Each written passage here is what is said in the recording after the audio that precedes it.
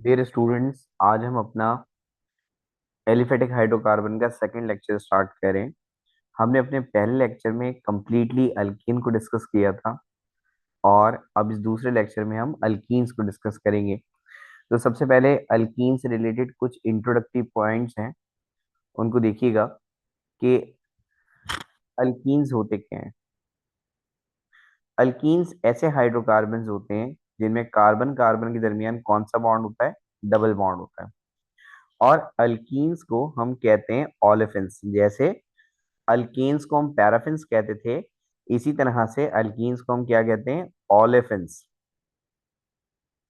अब ये जो ऑलेफिन्स का वर्ड है, ये एक लैटिन वर्ड से ड्राइव्ड हुआ है और इसके मतलब होते हैं ऑयल फॉर्मिंग।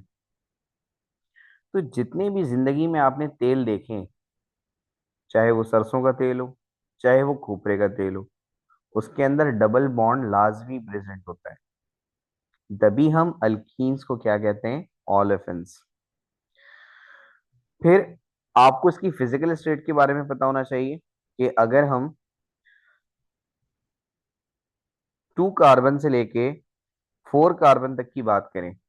अब 2 कार्बन से 4 कार्बन तक की बात करने का मतलब क्या है? मैंने 2 कार्बन जिसमें होते हैं हम उसे क्या कहेंगे? इथीन। क्योंकि 2 कार्बन का मतलब ईथ और डबल बॉन्ड का मतलब इन। सिमिलरली 3 कार्बन को आप क्या बोलेंगे? प्रोपीन। और 4 कार्बन को आप क्या कहेंगे?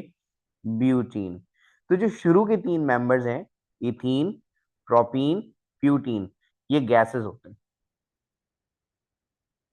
ठीक है। जबकि C5 से लेके C15 तक जितने भी एल्कीन्स होते हैं वो सारे के सारे लिक्विड फॉर्म में एग्जिस्ट करते हैं। और अगर किसी के अंदर 15 से भी ज्यादा कार्बन है तो फिर वो सॉलिड फॉर्म में एग्जिस्ट करेगा। थर्ड पॉइंट आपने याद रखना है कि अल्कीन सीरीज का जो बेसिक मेंबर है, बेसिक मेंबर का मतलब पहला पहला पहला मेंबर, वो है इथीन। अब इथीन से रिलेटेड कुछ चीजें याद रखेंगे हम। सबसे पहली चीज कि इथीन का सेकंड नेम क्या है? तो मैंने इथीन को हम इथाइलीन भी कहते हैं। ठीक है। दूसरी बात, आपको इथीन का फॉर्मूला पता होना चाहिए। तो इथीन का फॉर्मूला क्या होगा? ईथ का मतलब 2 कार्बन, तो ये हो गए 2 कार्बन। इनके बीच में क्या आ जाएगा? Double bond. क्यों? क्योंकि ईथ इन है। ईथ का मतलब 2 कार्बन और इन का मतलब डबल बॉन्ड। अच्छा, अब कार्बन की क्योंकि वैलेंसी कितनी होती है? 4। अभी दोनों कार्बन सिर्फ 2 बॉन्ड बना रहे हैं, तो हम पहले वाले के साथ भी 2 हाइड्रोजन लगा देंगे और दूसरे वाले के साथ भी 2 हाइड्रोजन लगा देंगे। अगर हम इसे जोड़ के लिखना चाहें तो 2 कार्बन है और कितने हाइड्रोजन है? 2 और 2, 4। तो CH2 डबल बॉन्ड CH2, ये भी इथीन को शो करता है। और C2H4, ये भी इथीन को शो करता है। तीसरी बात आपने जो इथीन से रिलेटेड याद रखनी है वो क्या है? कि इथीन को हम राइपनिंग के लिए इस्तेमाल करते हैं। अच्छा, इसका मतलब ये है कि फ्रूट्स जो पकते हैं उसे हम अ, उसके लिए हम इथीन को यूज कर रहे होते हैं। इस वजह से हम इसे कहते हैं राइपनिंग हार्मोन या फिर राइपनिंग गैस। ठीक है। जैसे आम है, आम जो पकता है किसकी वजह से पकेगा? इथीन की वजह से। जितने भी फ्रूट्स हैं वो ग्रीन से जब कलर्ड में कन्वर्ट होते हैं तो वो किसकी वजह से होते हैं? वो इथीन की वजह से होते हैं। ठीक है। अच्छा, इथीन का एक पॉलीमर होता है। पॉलीमर का मतलब इथीन का एक बड़ा सा कंपाउंड भी होता है जिसका नाम होता है पॉलीथीन। ये अभी इसकी प्रिपरेशन आगे आएगी, जिसे आप किसके तौर पे यूज करते हैं? बैग्स के तौर पे। पॉलीथीन के शॉपर्स होते हैं ना। तो ये 4 चीजें आपने इथीन के लिए याद रखनी है। फर्स्ट मेंबर है, इसका अदर नेम क्या है? इथाइलीन। इसका फॉर्मूला क्या है? CH2 double bond CH2। ये कलेक्टिवली लिखेंगे तो कैसे लिखेंगे? C2H4। ये रिपनिंग हार्मोन यानी राइपनिंग हार्मोन के तौर पे इस्तेमाल होता है, यानी कि फ्रूट्स को पकाने के लिए इस्तेमाल होता है। फिर इसका जो पॉलीमर होता है, यानी इसका इसकी एक लंबी सी चेन जो होती है उसे हम कहते हैं पॉलीथीन। जो कि शॉपर्स यानी बैग्स बनाने में इस्तेमाल की जाती है। तो ये कुछ इंट्रोडक्टरी पॉइंट्स हैं। अब इन इंट्रोडक्टरी पॉइंट्स के बाद हमें पता होना चाहिए कि कौन सा अल्कीन ज्यादा रिएक्टिव है, कौन सा अल्कीन कम रिएक्टिव है। इसका मतलब अब हम इसकी रिलेटिव स्टेबिलिटी को चेक करेंगे। Relative stability and reactivity.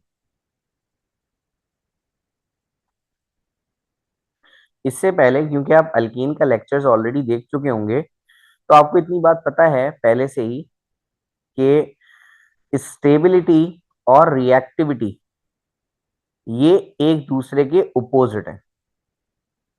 इसका मतलब जिसकी स्टेबिलिटी ज्यादा होगी उसकी रिएक्टिविटी कम होगी, और जिसकी रिएक्टिविटी ज्यादा होगी उसकी स्टेबिलिटी कम होगी। अच्छा, अब आपको 3 पॉइंट्स याद रखने हैं। Number 1, degree of substitution. Degree of substitution मैंने डिग्री ऑफ सब्स्टिट्यूशन का मतलब होता है कि आपने अल्केन के कितने हाइड्रोजन रिप्लेस करके अल्काइल ग्रुप लगाए। मैं आपको बताता हूं। ठीक है, रिप्लेसमेंट ऑफ हाइड्रोजन। लेकिन थोड़ी सी मुश्किल होगी आपको लेक्चर को समझने में। उसकी वजह यह है कि आपने इतना अच्छा मुझे नहीं लग रहा कि पढ़ा होगा। तो अब जाहिर है जब आप सारी चीजें पढ़ेंगे तो जब पूरा पढ़ेंगे तो जाहिर है मुश्किल तो होगी, बट आप आहिस्ता आहिस्ता यूज टू हो जाएंगे। Replacement of hydrogen to alkyl group, यानी हाइड्रोजन निकाल के कार्बन की चेन लगा देना, इसे हम डिग्री ऑफ सब्स्टिट्यूशन कहते हैं। फॉर एग्जाम्पल मैं आपके लिए एक स्ट्रक्चर ड्रॉ कर रहा हूं। CH2 double bond CH2। इस वक्त इसमें सब्स्टिट्यूशन ही नहीं है। इसमें सब्स्टिट्यूशन ही नहीं है भाई। नो सब्स्टिट्यूशन, इसमें कोई सब्स्टिट्यूशन नहीं है। सो अगर मैं आपसे कहता हूं कि डिग्री ऑफ सब्स्टिट्यूशन कितनी है, आप बोलोगे 0 डिग्री। क्यों? अभी तक मैंने हाइड्रोजन हटा के कार्बन की चेन थोड़ी लगाई है, बट अब मैं लगाने जा रहा हूं। देखिएगा जरा, CH2 डबल बॉन्ड CH2। अब मैं क्या करता हूं कि मैं यहां दो हाइड्रोजन है ना मुन्ने, इन दो हाइड्रोजन में से एक हाइड्रोजन हटा देता हूं और इसकी जगह सब्स्टिट्यूट कर देता हूं वैल्यू, यानी कार्बन की चेन लगा देता हूं। जैसे एक हाइड्रोजन निकाल के मैंने यहाँ पे CH3 लगा दिया, यानी कि मिथाइल ग्रुप लगा दिया। अब क्या ये सब्स्टिट्यूटेड है? हाँ बिल्कुल, ये सब्स्टिट्यूटेड है। और आप इसे क्या बोलेंगे? 1 डिग्री सब्स्टिट्यूटेड। क्या कहेंगे? 1 डिग्री सब्स्टिट्यूटेड, क्योंकि आपने एक दफा रिप्लेसमेंट की है। अच्छा, इसी तरह से मैं आपको 2 डिग्री सब्स्टिट्यूटेड दिखाता हूं।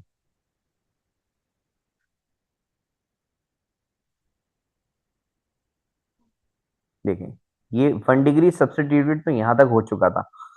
अब मैं क्या करूंगा कि ये जो एक हाइड्रोजन है इसको भी हटा देता हूँ और इसकी जगह भी क्या लगा दूं? CH3 ग्रुप, यानी कि कार्बन की चेन लगा दी मैंने। अब क्योंकि आप दो हाइड्रोजन को रिप्लेस कर चुके हैं, तो आप इसे कहेंगे 2 डिग्री सब्स्टिट्यूटेड। और आगे चलिए, अगर मैं इसी तरह से जो 2 डिग्री सब्स्टिट्यूटेड है उसके अंदर मजीद एक सब्स्टिट्यूशन कर दूं, कैसे? भाई बराबर में तो हाइड्रोजन है ना, निकाल दो एक हाइड्रोजन और इसकी जगह भी मैं क्या लगा रहा हूं? CH3। ओ, 3 दफा सब्स्टिट्यूटेड प्रोडक्ट बना चुके हैं आप, तो भाई आप इसे 3 डिग्री सब्स्टिट्यूटेड प्रोडक्ट कहेंगे। एंड सिमिलरली इस 3 डिग्री सब्स्टिट्यूटेड प्रोडक्ट को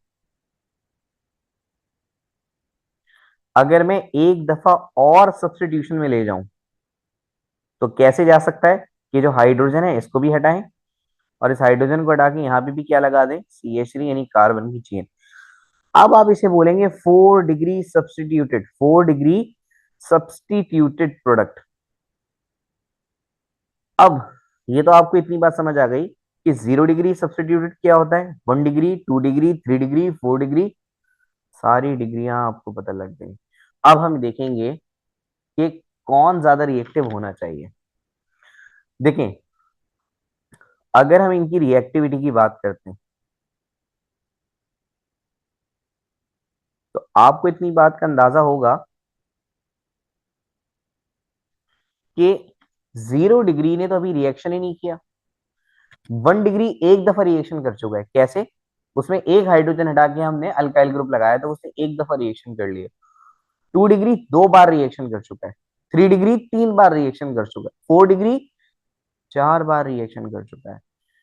तो क्या 4 डिग्री के अंदर रिएक्शन की चाहत होगी? नहीं, वो तो कई बार रिएक्शन कर चुका है। अगर चाहत होगी तो किस में होगी? 0 डिग्री में।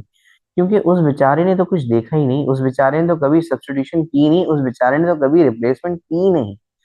तो आपने याद ये रखना है कि अगर हम बात करते हैं मोस्ट रिएक्टिव की,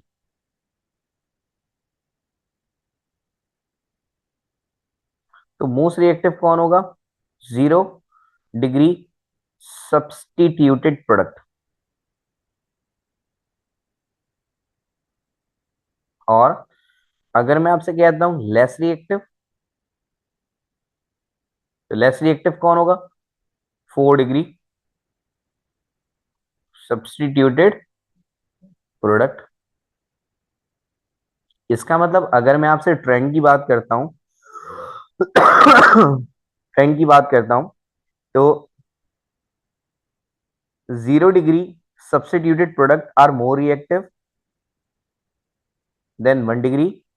1 degree is more reactive than 2 degree, and 2 degree is more reactive than 3 degree. ये ट्रेंड आपने याद रखना है। 1 डिग्री को अगर आप चाहें तो मोनो सब्सटीट्यूटेड भी कह सकते हैं। 0 डिग्री को आप कहते हैं नो सब्सटीट्यूटेड। ठीक है, हो सकता है ऑप्शन में इस तरह से ऑप्शन दिए हुए हो पेपर में, जैसे आप कहेंगे मोनो सब्सटीट्यूटेड, मोनो का मतलब एक दफा सब्सटीट्यूशन हुई है। 2 डिग्री को आप क्या कहेंगे? Di substituted.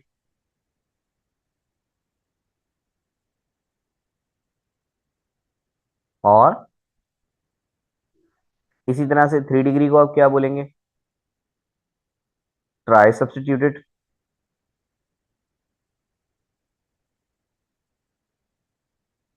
और 4 डिग्री को आप क्या बोलेंगे? Tetra substituted. खैर बहरहाल, तो आपने कितनी चीजें याद रखनी है? आपने 3 चीजें याद रखनी है। 0 डिग्री यानी नो सब्सटीट्यूटेड प्रोडक्ट ज्यादा रिएक्टिव होगा। टेट्रा सब्सटीट्यूटेड यानी 4 degree substituted product less reactive होगा। और ट्रेंड क्या है? 0 सबसे ज्यादा, 0 से कम 1, उससे कम 2, उससे कम 3, उससे कम 4। अब अगर इसी को हम स्टेबिलिटी पे कन्वर्ट करते हैं तो आप इसका उल्टा करते हैं। कैसे?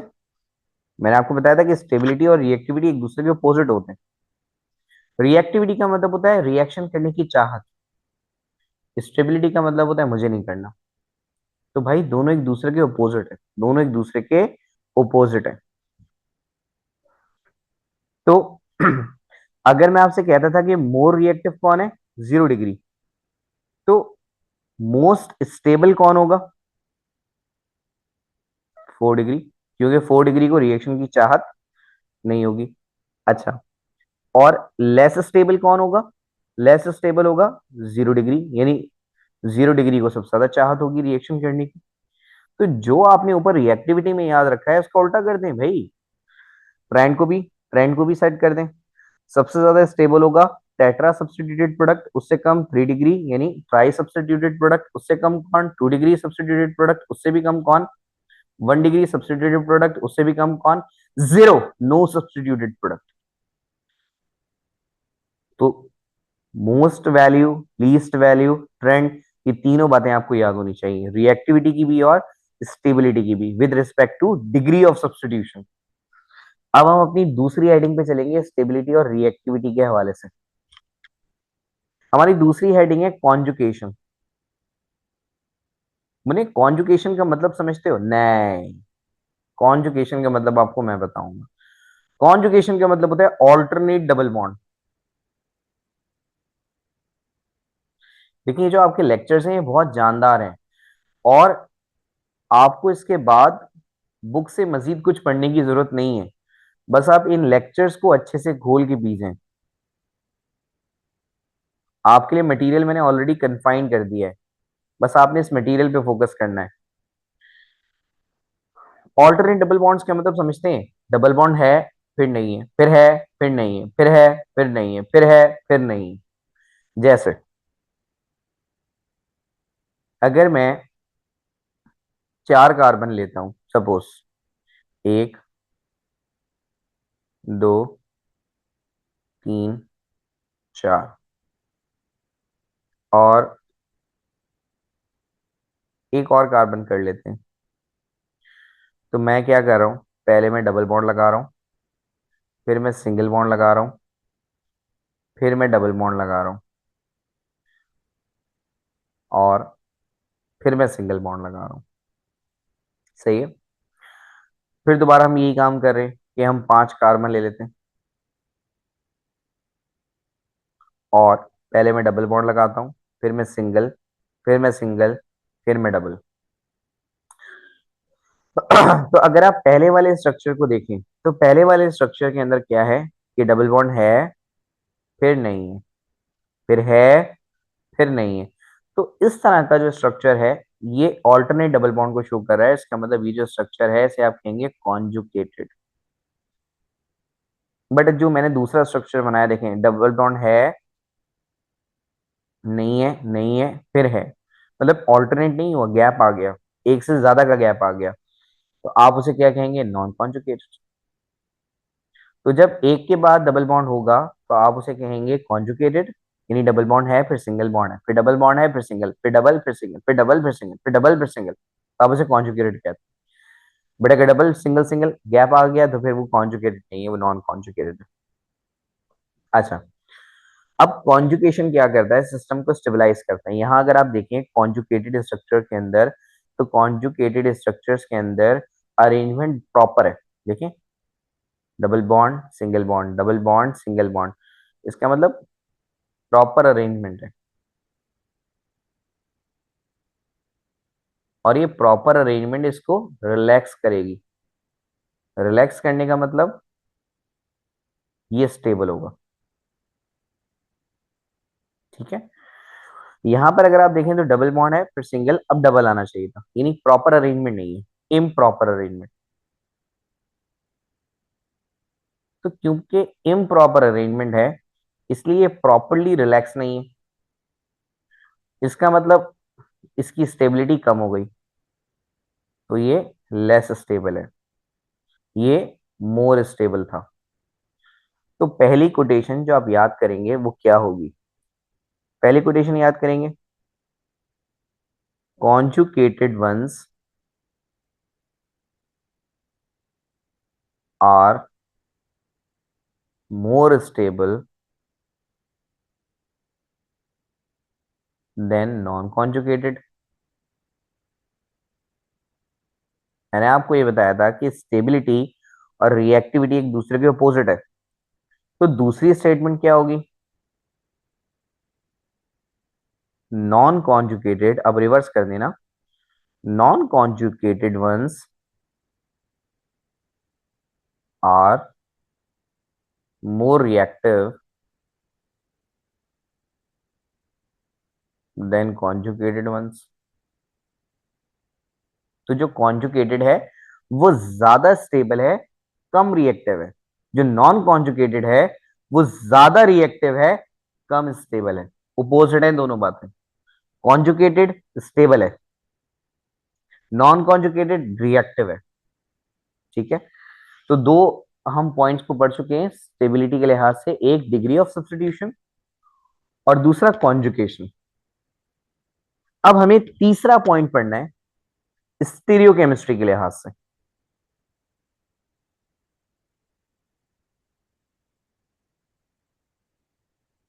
देखिए स्टीरियो केमिस्ट्री के लिहाज से हम जो स्टेबिलिटी को चेक करेंगे, अच्छा स्टीरियो केमिस्ट्री क्या होती है ये डिटेल में आइसोमेरिज्म के अंदर आप पढ़ेंगे। बट अभी आप ये याद रख लें कि स्टीरियो केमिस्ट्री के हवाले से, स्टीरियो केमिस्ट्री असल में जो है ना वो स्ट्रक्चरल केमिस्ट्री की स्टडी को कहते हैं हम। स्टीरियो केमिस्ट्री हम किसे कहते हैं? स्ट्रक्चरल केमिस्ट्री की स्टडी को। मैं इसको ऐसे लिख देता हूँ आपके लिए, study of structures of chemicals. तो केमिकल्स के स्ट्रक्चर्स को पढ़ना आसान अल्फाजों में स्टीरियो केमिस्ट्री कहलाता है। भारत अब स्टीरियो केमिस्ट्री के लिहाज से जो अल्कीन्स होते हैं वो दो तरह के होते हैं उन्हें, एक को हम कहते हैं cis form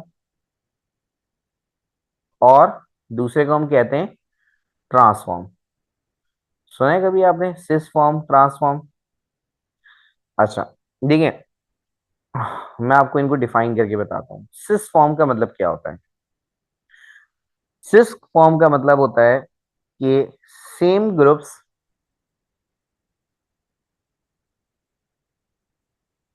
on same side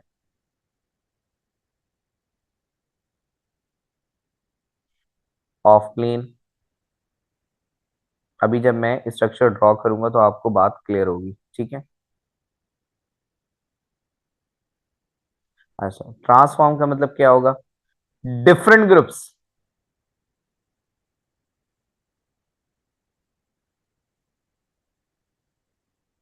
on same side of plane. देखें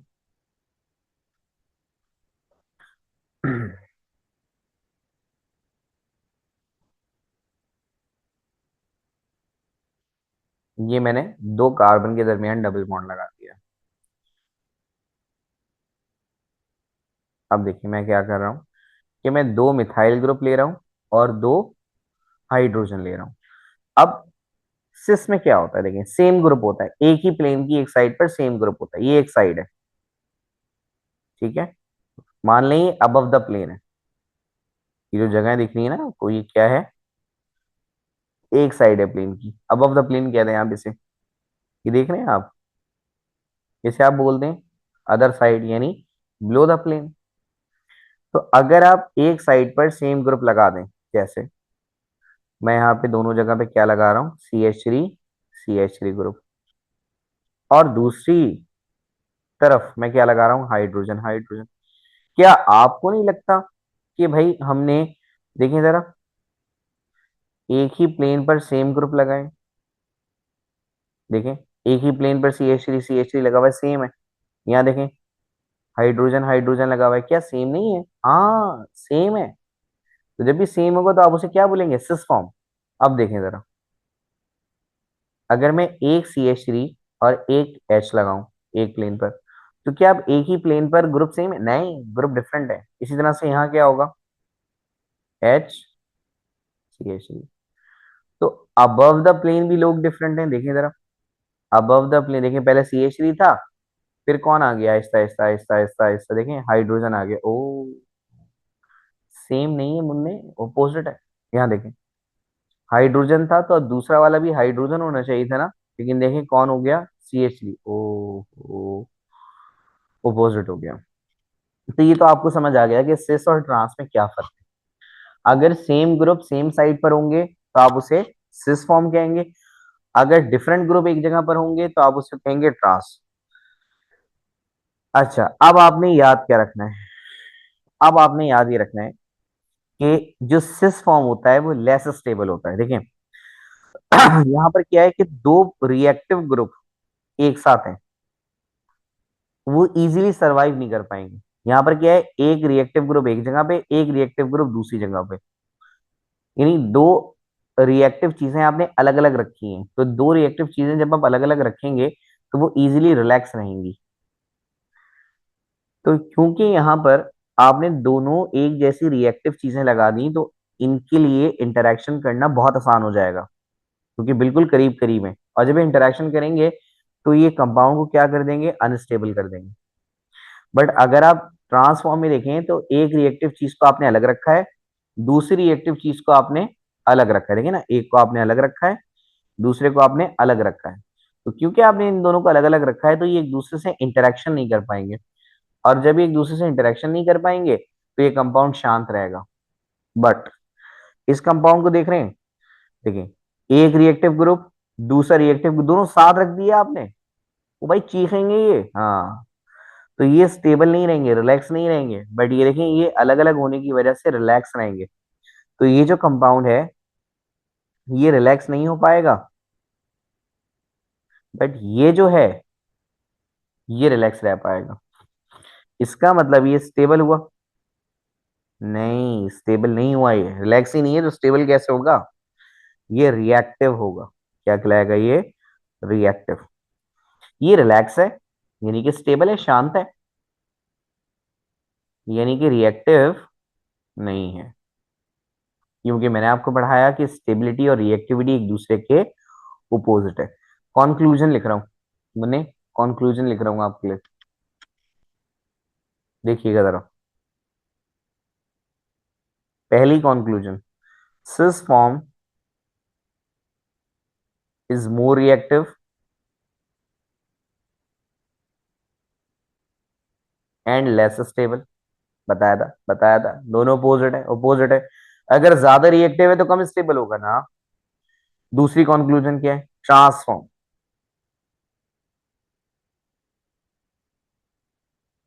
is more stable and less reactive.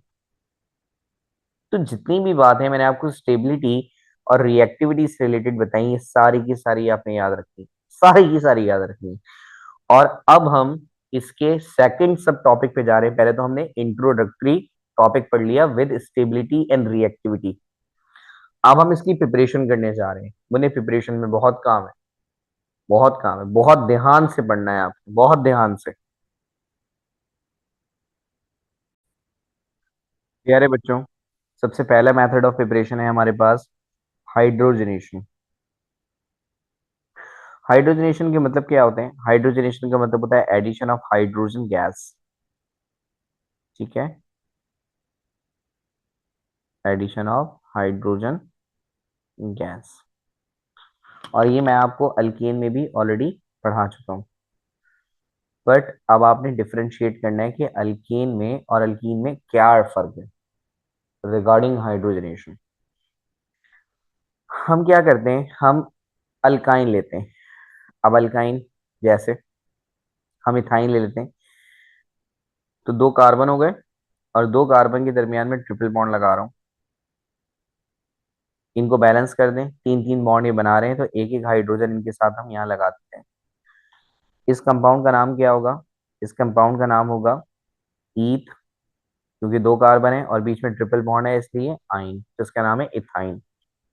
बहरहाल अगर आप इथाइन का हाइड्रोजन गैस से रिएक्शन कराते हैं तो क्या होगा? इसका जो ट्रिपल बॉन्ड है वो टूट जाएगा, और ट्रिपल बॉन्ड जब टूट जाएगा तो उसके दरमियान क्या बनेगा? Double bond. अब क्या होगा कि एक एक हाइड्रोजन इसके पास पहले से ही है, हाइड्रोजन गैस से रिएक्शन कराने की वजह से एक एक हाइड्रोजन और हो जाएगा। तो जहां एक एक हाइड्रोजन था, अब वहां पर दो दो हाइड्रोजन हो जाएंगे। और इस तरह के केमिकल को आप क्या कहेंगे? ईथ, और बीच में डबल बॉन्ड है इसलिए हम क्या कह देंगे? ईन। बट बनाना तो इथीन है, अल्कीन पढ़ रहे हो ना, डबल बॉन्ड पढ़ रहे हो। बट रिएक्शन यहाँ रुकेगा नहीं, अपने आप चल जाएगा, अपने आप आगे तक चलता रहेगा ये। आप बोलोगे रुक जा, बोलेगा नहीं रुकूंगा। अब बोलोगे रुक जा, बोलेगा नहीं रुकूंगा। अब देखें ये रिएक्शन कहाँ तक जाके एंड होगा। दोबारा हाइड्रोजन से वो रिएक्शन करेगा, और अब जो डबल बॉन्ड है वो भी टूट जाएगा। और जब डबल बॉन्ड टूट जाएगा तो अब आपके पास सिर्फ क्या बचेगा? Single bond. दो दो हाइड्रोजन दोनों के पास पहले से ही है, और अब आप हाइड्रोजन गैस का दोबारा से रिएक्शन कराओगे तो जहर एक एक हाइड्रोजन और बढ़ जाएगा, और टोटल तीन तीन हाइड्रोजन हो जाएंगे। तो फॉर्मूला बनेगा CH3 CH3। और इस कंपाउंड को आप क्या कहेंगे? ईथ, क्योंकि दो कार्बन है और बीच में सिंगल बॉन्ड है इसलिए एन। तो आंसर इज इथेन। इसका मतलब अगर आप नॉर्मल हाइड्रोजनेशन करते हैं अगर आप नॉर्मल हाइड्रोजनेशन करते हैं तो आप डायरेक्ट अल्काइन से अल्कीन पे जाके रुकते हैं। आप बोलते हो मैं अल्कीन पे रुकूंगा, नहीं, आपको वो अल्कीन पे रोकेगा। और नॉर्मल हाइड्रोजनेशन क्या होती है, जिसमें हम यूज करते हैं प्लैटिनम या पैलेडियम या फिर निकल। अच्छा, ये जो निकल है इससे रिलेटेड भी मैं आपको एक बात बताता हूँ। ये जो निकल है, ये हम यूज करते हैं रेने निकल। कौन से निकल? रेने निकल। रेने निकल क्या होता है? रेने निकल एक ऐसा निकल होता है जो निकल की ओर से तैयार किया जाता है। एक और आती है निकल की, सॉरी एलॉय कह लें आप, उससे ज्यादा मुनासिब है, निकल की एलॉय। तो एलॉय का मतलब होता है दो मेटल्स आपस में मिक्स हुए में। तो निकल के साथ एल्यूमिनियम मिक्स हुआ हुआ होता है, तो इसे हम निकल एलॉय कहते हैं। निकल एलॉय क्या कहते हैं? निकल एलॉय। जब हम इस निकल एलॉय का रिएक्शन कराते हैं सोडियम हाइड्रोक्साइड के साथ, किससे? सोडियम हाइड्रोक्साइड से, यानी कि कॉस्टिक सोडा से। तो अब जो हमें निकल मिलता है अलग होके, इस निकल को हम कहते हैं रेने निकल। क्या कहते हैं? रेने निकल। हाँ, ये कोई आम निकल नहीं है, ये वो निकल है जो एलॉय में से अलग किया जाए। एलॉय का मतलब दो एलिमेंट्स आपस में फिजिकली मिक्स हुए हुए। ठीक है, दो एलिमेंट्स आपस में फिजिकली मिक्स हुए हुए, इसे हम एलॉय कहते हैं। तो जब आप इस एलॉय का सोडियम हाइड्रोक्साइड यानी कॉस्टिक सोडा से रिएक्शन कराते हैं तो निकल सेपरेट हो जाता है। ये सेपरेट हुआ हुआ निकल कहलाता है रेने निकल। तो आप इतनी बात तो समझ चुके हैं कि भाई आपने नॉर्मल हाइड्रोजनेशन नहीं करनी। अगर तुमने नॉर्मल हाइड्रोजनेशन की तो तुम अल्कीन पे रुक ही नहीं पाओगे, तुम तो कहाँ रुकोगे? अल्कीन पे। अब मैं आपको बताता हूं कि आप अल्कीन पर कैसे रुकोगे। देखें, अब आपने पार्शियल हाइड्रोजनेशन करनी है। पार्शियल हाइड्रोजनेशन का मतलब अधूरी, अधूरी हाइड्रोजनेशन। ओ हो, मतलब इनकम्प्लीट हाइड्रोजनेशन। अगर कंप्लीट करी तो कहाँ जाओगे? अल्काइन से अल्कीन, अल्कीन से alkyne, direct direct. Complete hydrogenation नहीं करेंगे, बल्कि क्या करेंगे? Incomplete hydrogenation. और इनकम्प्लीट हाइड्रोजनेशन के लिए क्या करोगे आप? सबसे पहली बात तो आपने ना तो निकल यूज करना है, ना प्लेटिनम यूज करना है, ना पैलेडियम यूज करना है। अब आपने इनको यूज नहीं करना। अगर आप इनको यूज करते हो तो कंप्लीट हाइड्रोजनेशन होगी। तो फिर क्या यूज करोगे? अब आपके पास यू दो ऑप्शन है। सबसे पहला ऑप्शन क्या है आपके पास? कि आप पैलेडियम को यूज करें। आप पैलेडियम को यूज करें, लेकिन उसके साथ आप कैल्शियम कार्बोनेट या फिर बेरियम सल्फेट मिला दें। पहले तो क्या था, अगर हमें कंप्लीट हाइड्रोजनेशन करनी है तो हम क्या यूज करते थे? पैलेडियम, प्लेटिनम, निकल। अभी भी आप पैलेडियम ही यूज कर रहे हो, बट आपने उसे हल्का कर दिया मिलावट करके। किस चीज से मिलावट करोगे? कैल्शियम कार्बोनेट, चूने से चूना लगा दिया आपने। आपने पैलेडियम को चूना लगा दिया। अब वो कंप्लीट हाइड्रोजनेशन नहीं कर सकता भाई, चूना लग गया उसको। अब वो इनकम्प्लीट हाइड्रोजनेशन करेगा।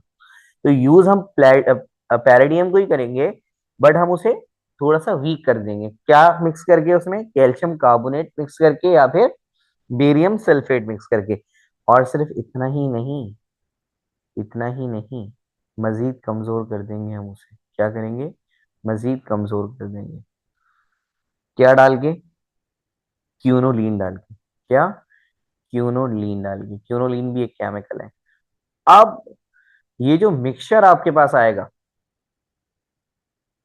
एक घुला मिला मिश्रण, जिसमें क्या होगा? पैलेडियम भी होगा, कैल्शियम कार्बोनेट और बेरियम सल्फेट में से कोई एक चीज होगी, और क्यूनिडीन होगा।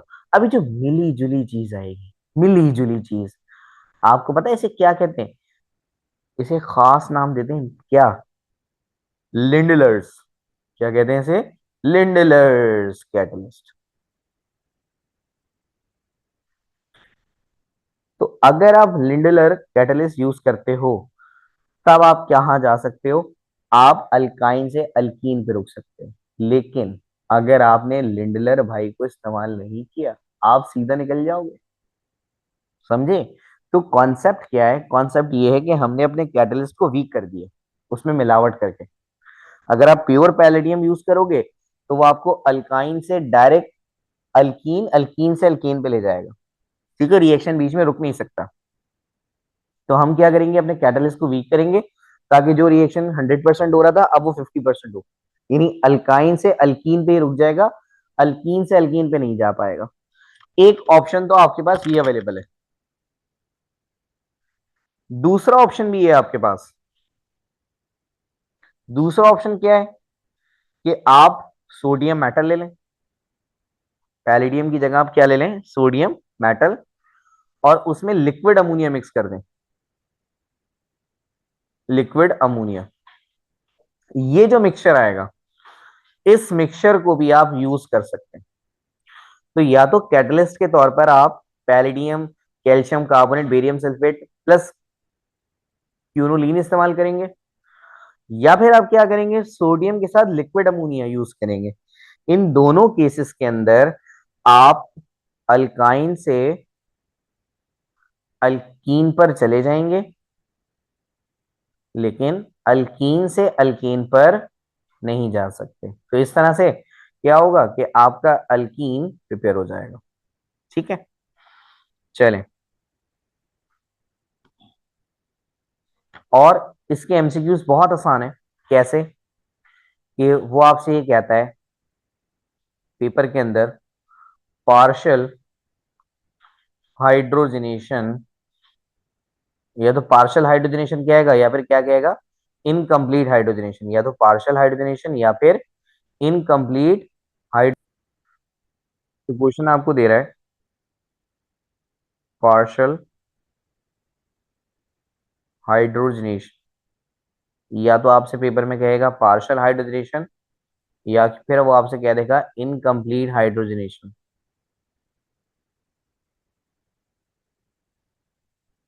ठीक है, ऑफ डिकाइन गिव्स। भाई बहुत आसान है इसका जवाब, पता है इसका आंसर क्या होगा? डिकीन। और अगर वो आपसे कहता कंप्लीट हाइड्रोजनेशन या बस हाइड्रोजनेशन लिख के दे देता, तो फिर आपका आंसर होता डिकेन। जब रिएक्शन पूरा होगा तो सिंगल बॉन्ड बनेगा, यानी एन बनेगा, और जब रिएक्शन आधा होगा तो वो ज़ाहिर डबल बॉन्ड पे रुक जाएगा। ठीक है, इसी तरह से सपोज वो आपसे कहता है कि hydrogenation of pentyne in the presence of, और आपके दोस्त का नाम ले देता है वो, लिंडलर, लिंडलर कैटलिस्ट। तो आपको पता है लिंडलर तो अल्कीन के लिए इस्तेमाल होता है, गिव्स। तो आपका आंसर क्या होगा भाई? पेंटाइन इस्तेमाल कर रहे हो ना, तो क्या बनेगा? पेंटीन बनेगा। यहाँ पर पहली प्रिपरेशन एंड हो गई। ठीक है, तो अगर आप लिंडलर को या फिर लिक्विड अमोनिया को यूज करोगे तो क्या बनेगा? अल्कीन। और अगर आप इसको यूज नहीं करोगे तो फिर क्या बनेगा? अल्केन बनेगा। अच्छा, एक इंपॉर्टेंट पॉइंट मैं आपसे और शेयर करता हूँ ताकि आप चीते हो जाएं।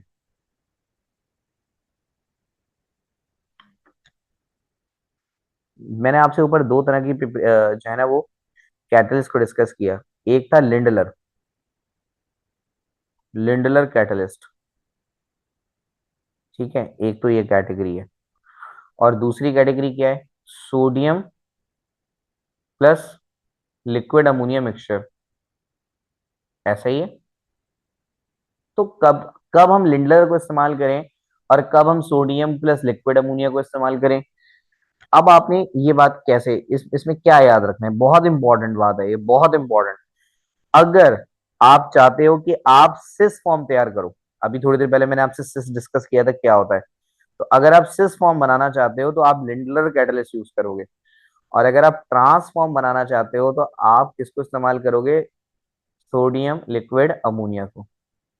ठीक है, तो बहुत आसान है, इतना मुश्किल नहीं है। पहली प्रिपरेशन आपकी यहाँ पे कवर हो गई। अब हम जा रहे हैं सेकंड प्रिपरेशन की तरफ।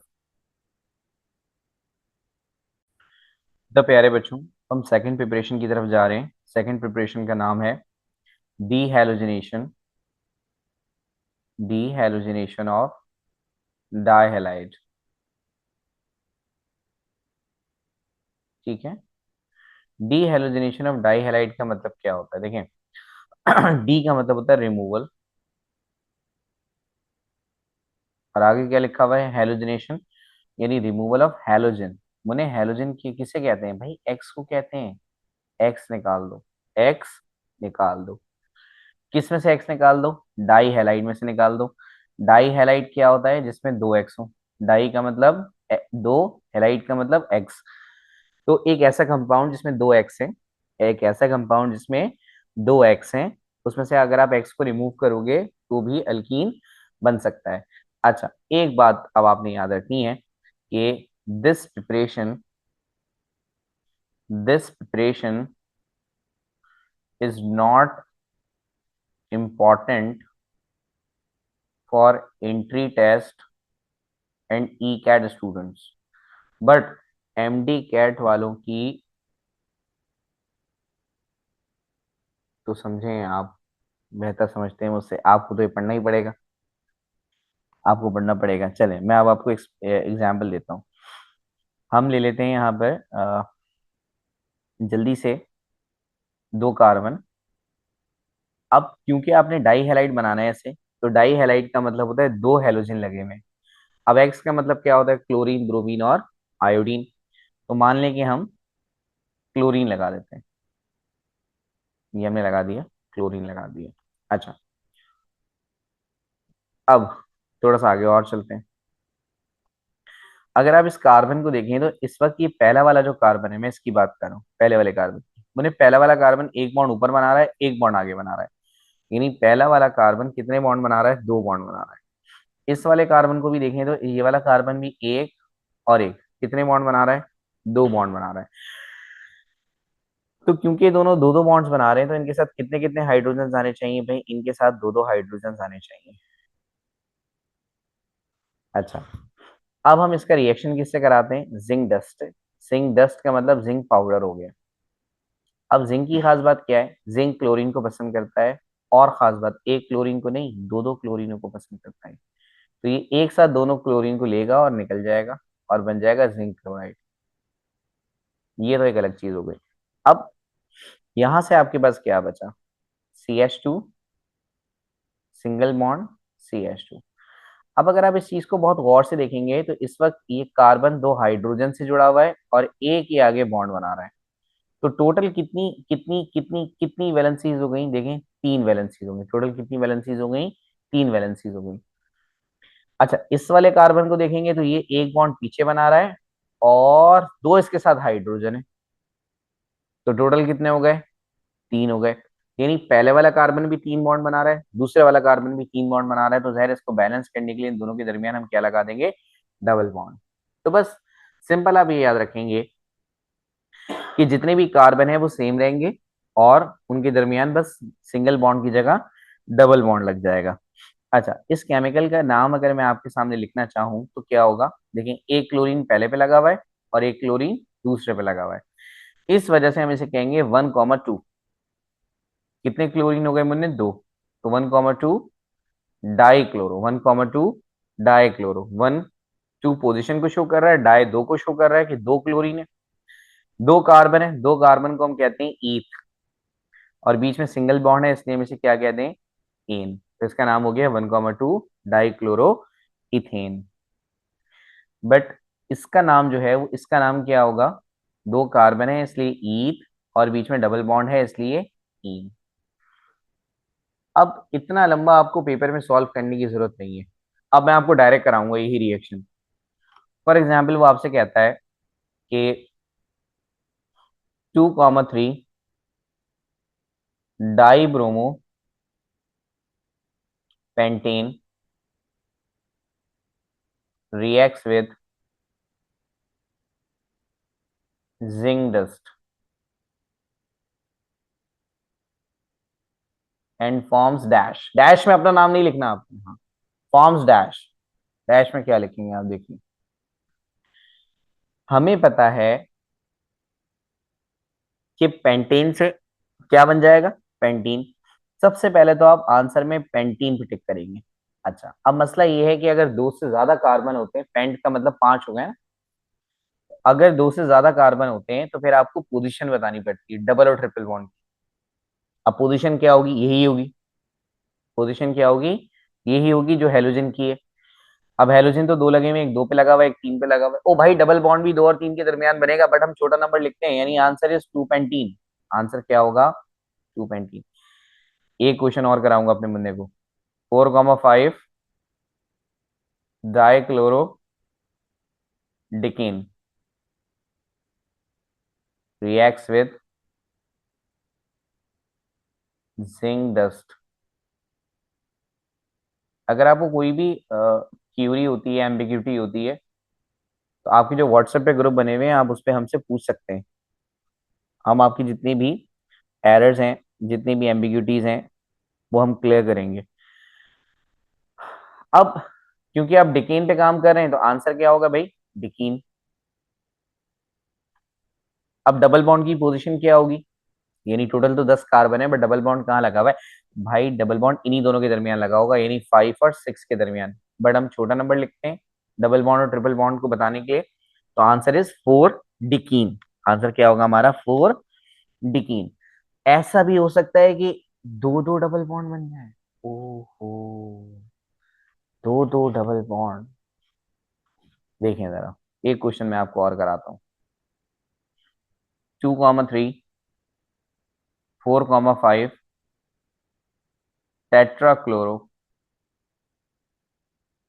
डिकेन reacts with zinc dust and forms। तो अब देखें क्या होगा। अब एक डबल बॉन्ड बनेगा 2 और 3 के बीच में, और एक डबल बॉन्ड बनेगा 4 और 5 के बीच में।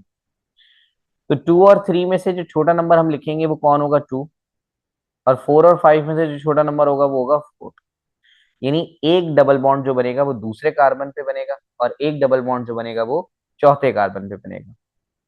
चले, अब आगे नाम कैसे लिखेंगे, डिकेन। डिकेन मुन्ने क्या है, डिकेन, तो आप लिखेंगे डैक। अच्छा, अब याद आपने ये रखना है कि जिंदगी में कभी भी एक से ज्यादा डबल बॉन्ड या एक से ज्यादा ट्रिपल बॉन्ड आ जाए, एक से ज्यादा डबल बॉन्ड या एक से ज्यादा ट्रिपल बॉन्ड आ जाए, तो आपने आ करना है। क्या करना है, आ। यानी आपने पेंट नहीं लिखना, आपने पेंटा लिखना है। आपने हेक्स नहीं हेक्सा, हैप नहीं हैप्टा, ऑक नहीं ऑक्टा, डेक नहीं डेका डेका। हाँ, आ लगाना है। क्या लगाना है, आ लगाना है। अब क्योंकि दो डबल बॉन्ड्स हैं, तो दो के लिए हम एक वर्ड लिखते हैं, प्रीफिक्स लिखते हैं डाई की, और डबल बॉन्ड के लिए हम लिखते हैं इन। तो आंसर इज 2,4 डेकाडाइन। क्या, 2,4 डेकाडाइन। एक क्वेश्चन और कराऊंगा मैं आपको। 1,2, 6,7 टेट्रा ब्रोमो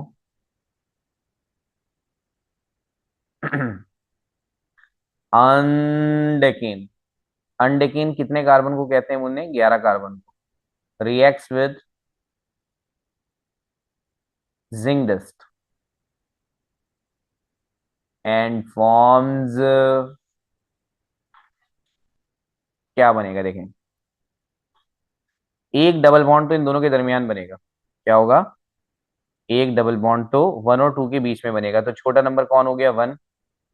एक डबल बॉन्ड 6 और 7 के दरमियान बनेगा, ऐसा ही है। तो छोटा नंबर कौन होगा, 6। अब क्योंकि दो डबल बॉन्ड बन रहे हैं, मैंने आपको बताया था एक से ज्यादा अगर डबल बॉन्ड या ट्रिपल बॉन्ड बनते हैं तो आ क्या, हाँ। तो अनडैक है, अनडैक। बट आप इसे क्या लिखेंगे, अनडैका, अनडैका। दो दो डबल बॉन्ड है, तो डाई, डाई, और डबल बॉन्ड के लिए इन लिखते हैं। तो आंसर इज 1,6 अनडेकाडाइन, अनडेकाडाइन, 1,6 अनडेकाडाइन। यहाँ पर आपके पास प्रिपरेशन नंबर 2 एंड हो गई। अब हम पढ़ेंगे प्रिपरेशन नंबर 3। मुझे थर्ड प्रिपरेशन का नाम है D hydro halogenation of alkyl halide. अच्छा देखें, ये प्रिपरेशन तीनों तरह के बच्चों के लिए इंपॉर्टेंट है, एंट्री टेस्ट, ई कैट और एमटी कैट के लिए। जो चीज एंट्री टेस्ट और ई कैट के लिए इंपॉर्टेंट नहीं होगी, मैं वो मेंशन कर दूंगा, ठीक है। अगर मैं मेंशन नहीं करूं तो फिर आप समझ जाइएगा ये आपके लिए भी इंपॉर्टेंट है। जैसे यहाँ मैं नहीं मेंशन कर रहा तो इसका मतलब ये हर तरह के बच्चे के लिए इंपॉर्टेंट है, चाहे वो किसी भी फील्ड का टेस्ट दे रहा हो। अब हम डी हाइड्रो हेलोजिनेशन को समझने की कोशिश करते हैं। डी निकाल दो, डी निकाल दो, removal, hydro, hydrogen, hello hello hello, x, x, यानी एच एक्स को निकालना डी हाइड्रो हेलोजिनेशन कहलाता है। एच एक्स को निकालना डी हाइड्रो हेलोजिनेशन कहलाता है। अल्काइल, अल्काइल का मतलब होता है chain of carbon. Halide, x. तो चेन ऑफ कार्बन के साथ जब एक्स लगा होता है तो हम उसे कहते हैं alkyl halide. Chain of carbon के साथ जब एक्स लगा होता है तो हम उसे क्या कहते हैं? Alkyl halide. तो अल्काइल हैलाइड में से हाइड्रोजन और एक्स को निकालना डी हाइड्रो हेलोजिनेशन कहलाता है। क्या? अल्काइल हैलाइड में से हाइड्रोजन और एक्स को निकालना डी हाइड्रो हेलोजिनेशन कहलाता है। अब फॉर एग्जाम्पल हम क्या करते हैं, हम इसको पहले बेसिक मेथड से पढ़ते हैं पूरा, फिर उसके बाद हम इसे डायरेक्ट डायरेक्ट सॉल्व करने की कोशिश करेंगे ताकि आपका एमसीक्यूज में टाइम बच सके। देखें, हम ले लेते हैं इथाइल क्लोराइड। इथाइल क्लोराइड, क्या इथाइल क्लोराइड एक अल्काइल हैलाइड है? बिल्कुल है, क्योंकि इसमें एक्स आ रहा है और इसमें इथाइल यानी कार्बन की चेन भी आ रही है। इथाइल का मतलब दो कार्बन की चेन है। तो जरा इसको हम जल्दी से बनाने की कोशिश करते हैं। लेकिन ईथ का मतलब दो कार्बन होता है और उसके साथ क्लोरीड, क्लोराइड लगा हुआ है। क्लोराइड, क्लोराइड का मतलब Cl। अब आप इनको जोड़ दीजिए, ये मैंने इनको जोड़ दिया। क्या ये कंपाउंड स्टेबल है? नहीं, ये कंपाउंड स्टेबल नहीं। क्यों? कार्बन की जो वैलेंसी होती है वो कितनी होती है मुझे? 4। ये पहला वाला जो कार्बन है, नजर आ रहा है आपको? ये पहला वाला जो कार्बन है ये सिर्फ एक बॉन्ड बना रहा है आगे, ये रहा, सिर्फ एक बॉन्ड बना रहा है। बनाने कितने चाहिए? 4। इसका मतलब एक अगर बना रहा है तो बाकी कितने बचे? 3। तो मैंने इसके साथ 3 हाइड्रोजन लगा दिए।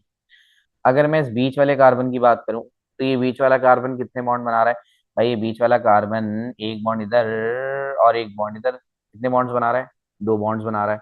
बनाने कितने चाहिए थे? 4, बचे कितने? 2। इसके साथ मैं 2 हाइड्रोजन लगा रहा हूँ। ये हो गया इथाइल क्लोराइड। अब मुझे इस इथाइल क्लोराइड में से क्या चीज निकालनी है? मुझे इथाइल क्लोराइड में से क्या क्या निकालना होगा? एच और एक्स। क्या? एच और एक्स। क्या? एच और एक्स। तो देखिए, मुझे एच एक्स निकालने के लिए मैं इसका रिएक्शन करा रहा हूँ KOH से। KOH क्या होता है? Potassium hydroxide. क्या है ये? Potassium hydroxide. अब देखें, ये जो OH है ना मुन्ने, ये OH पता है किससे प्यार करता है? H से। ये H को निकाल देगा जाके। और ये जो K है ये किसको? X को। तो अब ये जो K है यानी पोटेशियम है, क्योंकि पोटेशियम पे पॉजिटिव होता है और क्लोरीन पे नेगेटिव होता है, इसका मतलब एक दूसरे को पसंद कर लेंगे ये।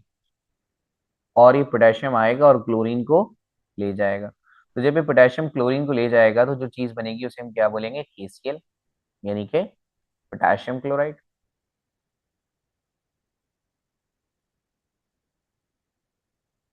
इसी तरह से अभी जो OH है, OH, ये OH किसको पसंद करेगा? हाइड्रोजन को। ठीक है। और ये OH कौन से हाइड्रोजन को पसंद करेगा? ये वाले हाइड्रोजन को नहीं। क्यों ये वाले हाइड्रोजन को क्यों नहीं? क्योंकि इस कार्बन से पहले ही आप क्लोरीन निकाल चुके हैं। ये कार्बन पहले ही गम में है। ये कार्बन पहले ही गम में है। इसके बराबर वाले कार्बन में से हाइड्रोजन निकालेंगे, इससे हमें फायदा क्या होगा? ये जो कार्बन है जिसमें से आपने क्लोरीन निकाला है, इस बेचारे की ऑलरेडी एक वैलेंसी फ्री हो चुकी है। इसी में से हाइड्रोजन निकाल देंगे तो उसकी 2 वैलेंसीज फ्री हो जाएंगी। अब आप इसके 2 बॉन्ड कहाँ से बनाएंगे? बनेंगे ही नहीं। तो इसलिए अगर एक हम पहले कार्बन से निकाल रहे हैं तो फिर दूसरी चीज हम अगले कार्बन से निकालें, ताकि दोनों कार्बन की एक एक वैलेंसी फ्री हो और फिर हम उनके दरमियान डबल बॉन्ड बना के उन्हें स्टेबल कर देंगे। ठीक है, बात समझ आई? हम क्लोरीन को CH2 वाले कार्बन में से निकाल रहे हैं, तो अब हम हाइड्रोजन को CH2 वाले कार्बन से नहीं निकालेंगे, हम CH3 वाले कार्बन से निकालेंगे, ताकि दोनों कार्बन की एक एक वैलेंसी फ्री हो जाए और इनके दरमियान हम क्या लगा दें? Double bond. तो ये OH क्या करेगा, इस हाइड्रोजन को लेगा और H और OH, क्या H और OH, जब भी H और OH मिलते हैं तो क्या होता है, सब पानी पानी हो जाता है। क्या हो जाता है, सब पानी पानी हो जाता है। हाँ, तो H और OH मिलके क्या बनाते हैं, पानी। अब CH2 में, CH3 में से जब आप हाइड्रोजन निकाल देंगे तो क्या बचेगा, CH2 बचेगा। ठीक है, और फिर उसके बाद बराबर में क्या है, CH2 है। और अब अगर आप देखें भाई, देखें ना, आपने यहाँ पे नोट करा, देखें इसमें से आपने क्लोरीन निकाल दिया, हाइड्रोजन तो नहीं निकाला ना, तो क्या बचा, CH2 ही बचा। इसमें से आपने हाइड्रोजन निकाला है, तो ये CH3 की जगह क्या रह जाएगा, CH2। तो दोनों CH2 हो जाएंगे। अब अगर आप इनको गौर से देखें तो एक कार्बन दो हाइड्रोजन के साथ बॉन्ड बना रहा है और एक आगे बॉन्ड बना रहा है, यानी टोटल कितने हो गए, तीन। अब इसको सेट करने के लिए हम क्या करेंगे, बीच में एक डबल बॉन्ड लगा देंगे। अब ये कौन है, दो कार्बन है, दो कार्बन की वजह से इसका नाम होगा ईथ, और बीच में डबल बॉन्ड है इसलिए इसका नाम क्या हो जाएगा, इथीन। अब जो बातें आपने याद रखनी है वो कौन सी हैं, उनको देखिएगा जरा। देखिए, हमने एक केमिकल लिया CH3CH2Cl, और अगर मैं इस कंपाउंड की लेबलिंग करूं तो मुन्ने जहां पर फंक्शनल ग्रुप होता है उस फंक्शनल ग्रुप को हम कहते हैं अल्फा कार्बन, और फंक्शनल ग्रुप के बराबर वाले कार्बन को हम कहते हैं बीटा कार्बन। यानी दोबारा मैं आपको बता रहा हूं अगर नहीं समझ आया, तो जिस कार्बन के साथ कोई ग्रुप अटैच होता है, यानी फंक्शनल ग्रुप अटैच होता है, उस कार्बन को हम अल्फा कार्बन कहते हैं, और अल्फा के बराबर वाले को हम क्या कहते हैं, बीटा कार्बन। तो जरा इसको समझिएगा। सबसे पहले क्या हुआ, रिमूवल ऑफ क्लोरीन। क्लोरीन कौन है, एक्स है, तो रिमूवल ऑफ एक्स, एक्स कहां से निकला, अल्फा कार्बन से या बीटा कार्बन से, अल्फा कार्बन से, तो removal of x from alpha carbon, एक काम ये हुआ है। दूसरी बात, removal of hydrogen, removal of hydrogen, but hydrogen कहां से निकाला था आपने, अल्फा से निकाला था, नहीं। आपने हाइड्रोजन को अल्फा से नहीं निकाला, आपने तो हाइड्रोजन को बीटा से निकाला है। कहां से निकाला है, बीटा से। तो इसका नाम होगा removal of hydrogen from beta carbon. और जब आपने अल्फा से भी एक ग्रुप निकाल दिया, बीटा से भी एक ग्रुप निकाल दिया, तो दोनों की वैलेंसी फ्री हो गई थी और आपने इन दोनों के दरमियान डबल बॉन्ड बना दिए। तो मैं इस वक्त इसको लिख रहा हूँ formation of multiple bond. Multiple bond का मतलब एक से ज्यादा तरह के बॉन्ड हो गए, पहले सिर्फ सिंगल था अब डबल भी आ गया, तो मल्टीपल बॉन्ड फॉर्मेशन।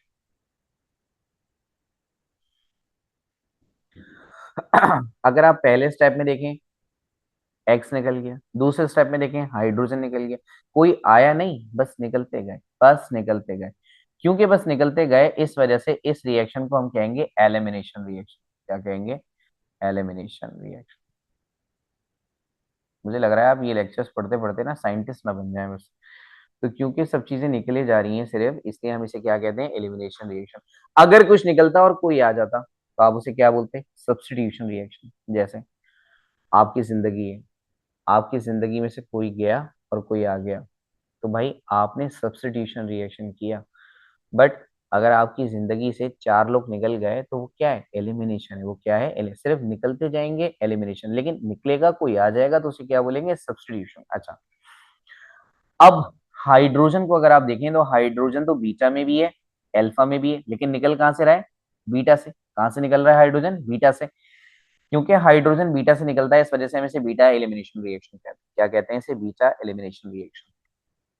एक तो आपने ये डेटा याद रखना था जो मैंने आपको अभी बताया। देखिए, मुझे एप्टीट्यूड में क्या करना है, आपने जो मिले, जो मिले पी जाओ, जो मिले पी जाओ। ऐसे ही आप डॉक्टर्स नहीं बन जाएंगे, ऐसे ही आप इंजीनियर्स नहीं बन जाएंगे भाई, घड़ों पढ़ना पड़ेगा आप, घड़ों। हाँ, घड़ों। दूसरी बात, जो KOH आपने इस्तेमाल किया, लाजमी तौर पे आपने याद रखना है कि इस KOH को आपने डिसॉल्व करना है अल्कोहल के अंदर। अगर आप इस KOH को अल्कोहल के अंदर डिसॉल्व करोगे तभी एलिमिनेशन रिएक्शन होगा, और जब एलिमिनेशन रिएक्शन होगा तभी अल्कीन बनेगा।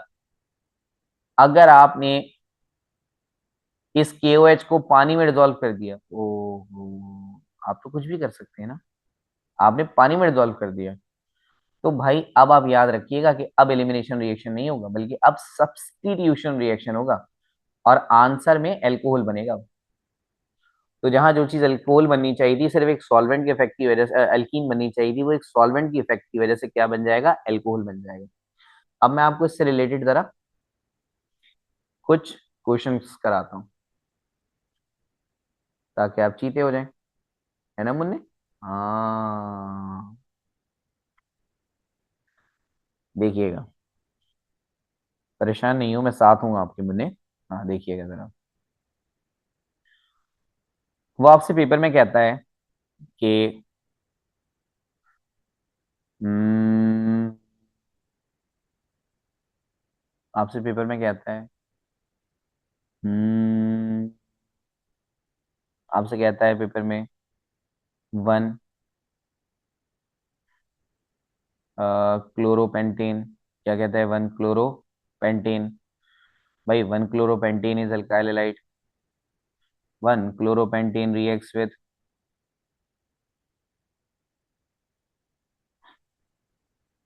alcoholic KOH and forms dash. हाँ, तो आपको पता है अल्कोहलिक यानी अल्कोहल में डिसॉल्व किया है, यस, क्योंकि अल्कोहल में डिसॉल्व किया है, हाँ भाई एलिमिनेशन होगा, सही है। और एलिमिनेशन रिएक्शन होता है तो क्या बनता है, अल्कीन बनता है। ठीक है, यहाँ तक तो बात। तो बनेगा क्या, तो अगर आप जो है वो पेंटेन लेंगे, वन क्लोरोपेंटेन लेंगे, तो बनने वाली चीज क्या कहलाएगी भाई, बनने वाली चीज कहलाएगी पेंटीन। तो आपके इस एमसीक्यूज का आंसर है वन पेंटीन, क्योंकि आपने पोजीशन भी बतानी है, तो पोजीशन जाहिर है पहले पे ही होगी क्योंकि क्लोरीन पहले पे था। बट अगर यही एमसीक्यूज में सिर्फ एक लफ्ज चेंज करते, एक लफ्ज चेंज कर दे, देखें क्या, one chloropentane reacts with aqueous KOH, तो एक्वस का मतलब पानी में डिसॉल्व कर दिया, मना किया था ना मैंने आपको करने से। अब देखें जरा क्या होगा, क्योंकि एक्वस है, एक्वस चीजों को ले जाता है सब्स्टिट्यूशन पे, और जब सब्स्टिट्यूशन होगी तो ये KOH का सिर्फ OH ऐड हो जाएगा, और ये फिर एल्कोहल बना देगा। अब जो आपका आंसर है ना वो अल्कीन नहीं है। अब आपका आंसर क्या होगा, अब आपका आंसर होगा वन पेंटानोल। क्या आंसर होगा, पेंटानोल, ओल आ रहा है आखिर में जो कि एल्कोहल को रिप्रेजेंट कर रहा है। तो बस ये बात आपने याद रखनी है कि अगर वो अल्कोहलिक को KOH कहेगा तो आपका आंसर होगा अल्कीन, आपने डबल बॉन्ड वाला कंपाउंड बनाना है। और अगर उसने आपसे एक्वस KOH कह दिया तो फिर आपका आंसर होगा अल्कोहल। ये बात आपको याद रहनी चाहिए हमेशा। यहाँ पर हमारी थर्ड प्रिपरेशन एंड हो गई, अब हम स्टार्ट करेंगे अपनी फोर्थ। कह रहे बच्चों फोर्थ प्रिपरेशन का नाम है डिहाइड्रेशन ऑफ एल्कोहल। देखिए डिहाइड्रेशन ऑफ एल्कोहल का मतलब क्या होता है, डी का मतलब होता है रिमूवल, हाइड्रेशन, हाइड्रेशन का मतलब होता है वाटर, यानी जब आप अल्कोहल में से वाटर रिमूव करेंगे तो हम उसे कहेंगे डिहाइड्रेशन ऑफ एल्कोहल। मैंने डिहाइड्रेशन ऑफ एल्कोहल बहुत आसान है, जैसे वो आपसे पेपर में क्वेश्चन करता है कि डिहाइड्रेशन ऑफ इथाइल एल्कोहल, क्या कहता है वो आपसे पेपर में, dehydration of ethyl alcohol gives, तो अल्कीन बनेगा। अल्कीन की ज़ाहिर प्रिपरेशन पढ़ रहे हैं तो अल्कीन ही बनेगा। तो आपका आंसर क्या होगा, इथाइल यूज किया है मुन्ने, आपने इथाइल यूज किया है, तो आंसर क्या होगा, इथेन। आंसर क्या होगा, इथेन। दो कार्बन के अंदर आपको डबल बॉन्ड की पोजीशन बताने की जरूरत नहीं होती। यही सवाल अगर इस तरह से आ गया, डिहाइड्रेशन ऑफ प्रोपाइल अल्कोहल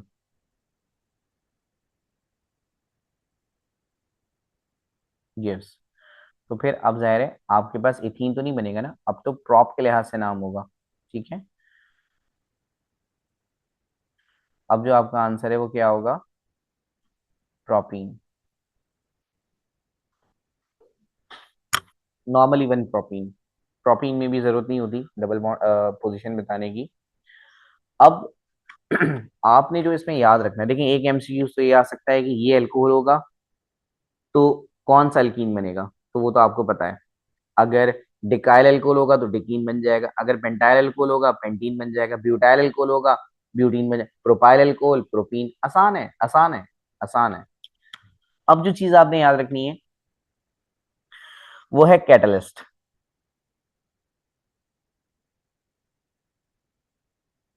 यहां पर कैटलिस्ट का जो जर्नल नेम होगा वो होगा डिहाइड्रेटिंग एजेंट। डिहाइड्रेटिंग एजेंट का मतलब पानी निकालने वाला केमिकल। तो यहाँ पे जो कैटलिस्ट इस्तेमाल होगा उसे हम क्या बोलेंगे, डिहाइड्रेटिंग एजेंट। अब डिहाइड्रेटिंग एजेंट हम कौन कौन से यूज कर सकते हैं? सबसे बेस्ट तो ये है, सबसे बेस्ट तो ये है कि आप यूज करें एलुमिना। क्या यूज करें आप? एलुमिना। एलुमिना का मतलब होता है एल्यूमिनियम ऑक्साइड, Al2O3। सबसे बेस्ट यहाँ पर क्या है कि आप क्या यूज करें, एलुमिना। हाउएवर आप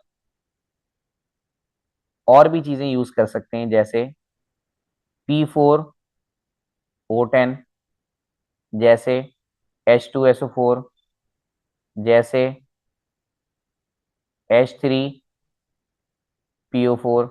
तो कई सारे केमिकल्स आप यूज कर सकते हैं, बट बेस्ट कौन सा है कि आप Al2O3 यूज करें। बहरहाल आप फॉस्फोरस ऑक्साइड, आप सल्फ्यूरिक एसिड, आप फॉस्फोरिक एसिड, आप इन सब चीजों को भी यूज कर सकते हैं। तो एक तो आपने याद रखना है कि इसमें जो कैटलिस्ट है वो डिहाइड्रेटिंग एजेंट है। बेस्ट डिहाइड्रेटिंग एजेंट इस रिएक्शन के लिए कौन है, एल्यूमिना। अदर डिहाइड्रेटिंग एजेंट्स कौन है, फॉस्फोरस ऑक्साइड्स, सल्फ्यूरिक एसिड और फॉस्फोरिक एसिड। अब जो एक चीज आपने और याद रखनी है वो ये है कि देखें, एल्कोहल्स जो हैं, एल्कोहल्स होते हैं तीन तरह के।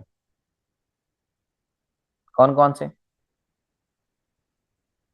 एक कहलाता है 1 डिग्री, एक कहलाता है 2 डिग्री, एक कहलाता है 3 डिग्री। अभी हम इसे आगे पढ़ेंगे भी, जब आप अल्कोहल का चैप्टर पढ़ेंगे तो हम इसे डिस्कस करेंगे। ये जो 1 डिग्री है इसे हम कहते हैं प्राइमरी भी। तो 1 डिग्री का दूसरा नाम क्या है, प्राइमरी एल्कोहल। 2 डिग्री का दूसरा नाम क्या है, सेकेंडरी एल्कोहल। और आप अगर एमडी कैट के स्टूडेंट्स हैं तो शायद आपको ये पहले से भी पता होगा।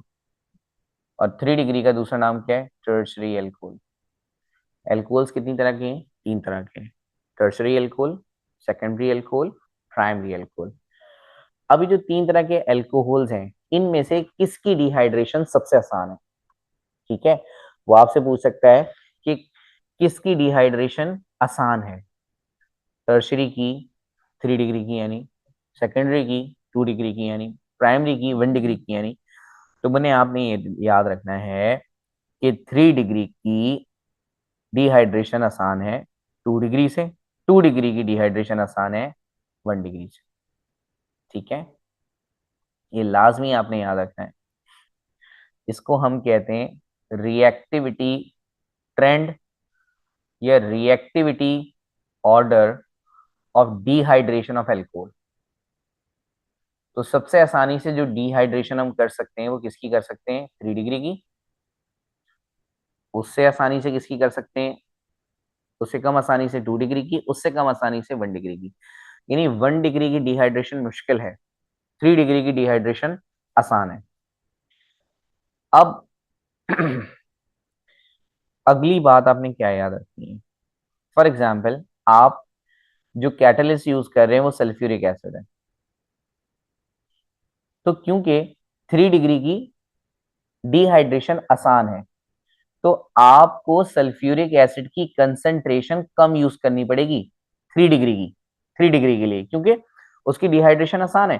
सल्फ्यूरिक एसिड आपको बहुत पावरफुल इस्तेमाल नहीं करना पड़ेगा, बट 1 डिग्री की डिहाइड्रेशन करना मुश्किल है। तो जब आप 1 डिग्री के लिए बात करेंगे तो सल्फ्यूरिक एसिड की कंसंट्रेशन आपको बहुत अच्छी इस्तेमाल करनी पड़ेगी। चले, अब मैं आपको एक एग्जांपल देता हूं। मान लें अगर हम 3 डिग्री की बात करें तो मैंने 3 डिग्री एल्कोहल की डिहाइड्रेशन करने के लिए जो सल्फ्यूरिक एसिड हम इस्तेमाल करते हैं उसे हम कहते हैं 20% सल्फ्यूरिक एसिड। यानी इसमें 20% सल्फ्यूरिक एसिड है और 80% वाटर है। और साथ में जो टेम्परेचर हम यूज करते हैं वो कितना होता है, 85 डिग्री सेंटीग्रेड।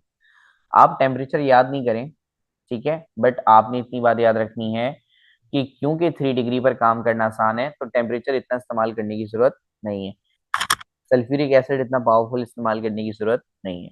अच्छा, 2 डिग्री की थोड़ी मुश्किल होती है, तो क्योंकि 2 डिग्री की डिहाइड्रेशन थोड़ी मुश्किल होती है, तो सल्फ्यूरिक एसिड की पावर आपको बढ़ानी पड़ेगी। कितनी यूज करेंगे आप, 60% सल्फ्यूरिक एसिड यूज करेंगे, तभी डिहाइड्रेशन होगी, वरना डिहाइड्रेशन नहीं होगी।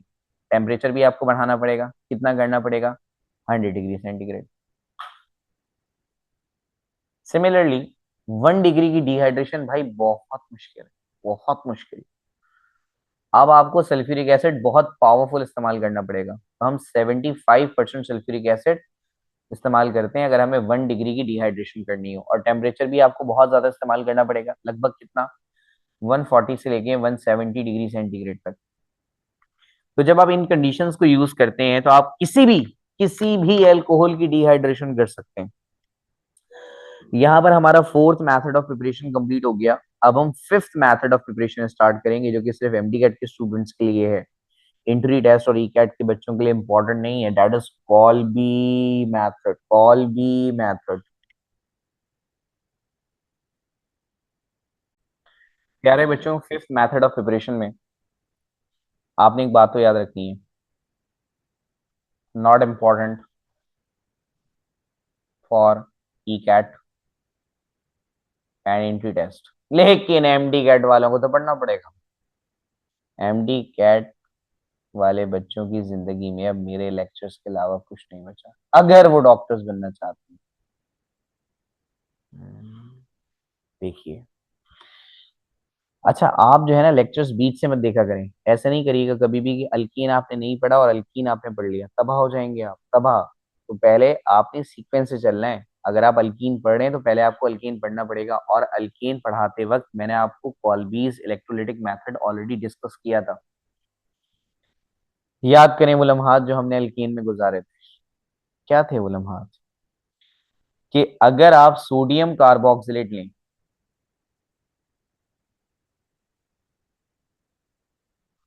तो सोडियम कार्बोक्सिलेट में से अल्कीन बनता है।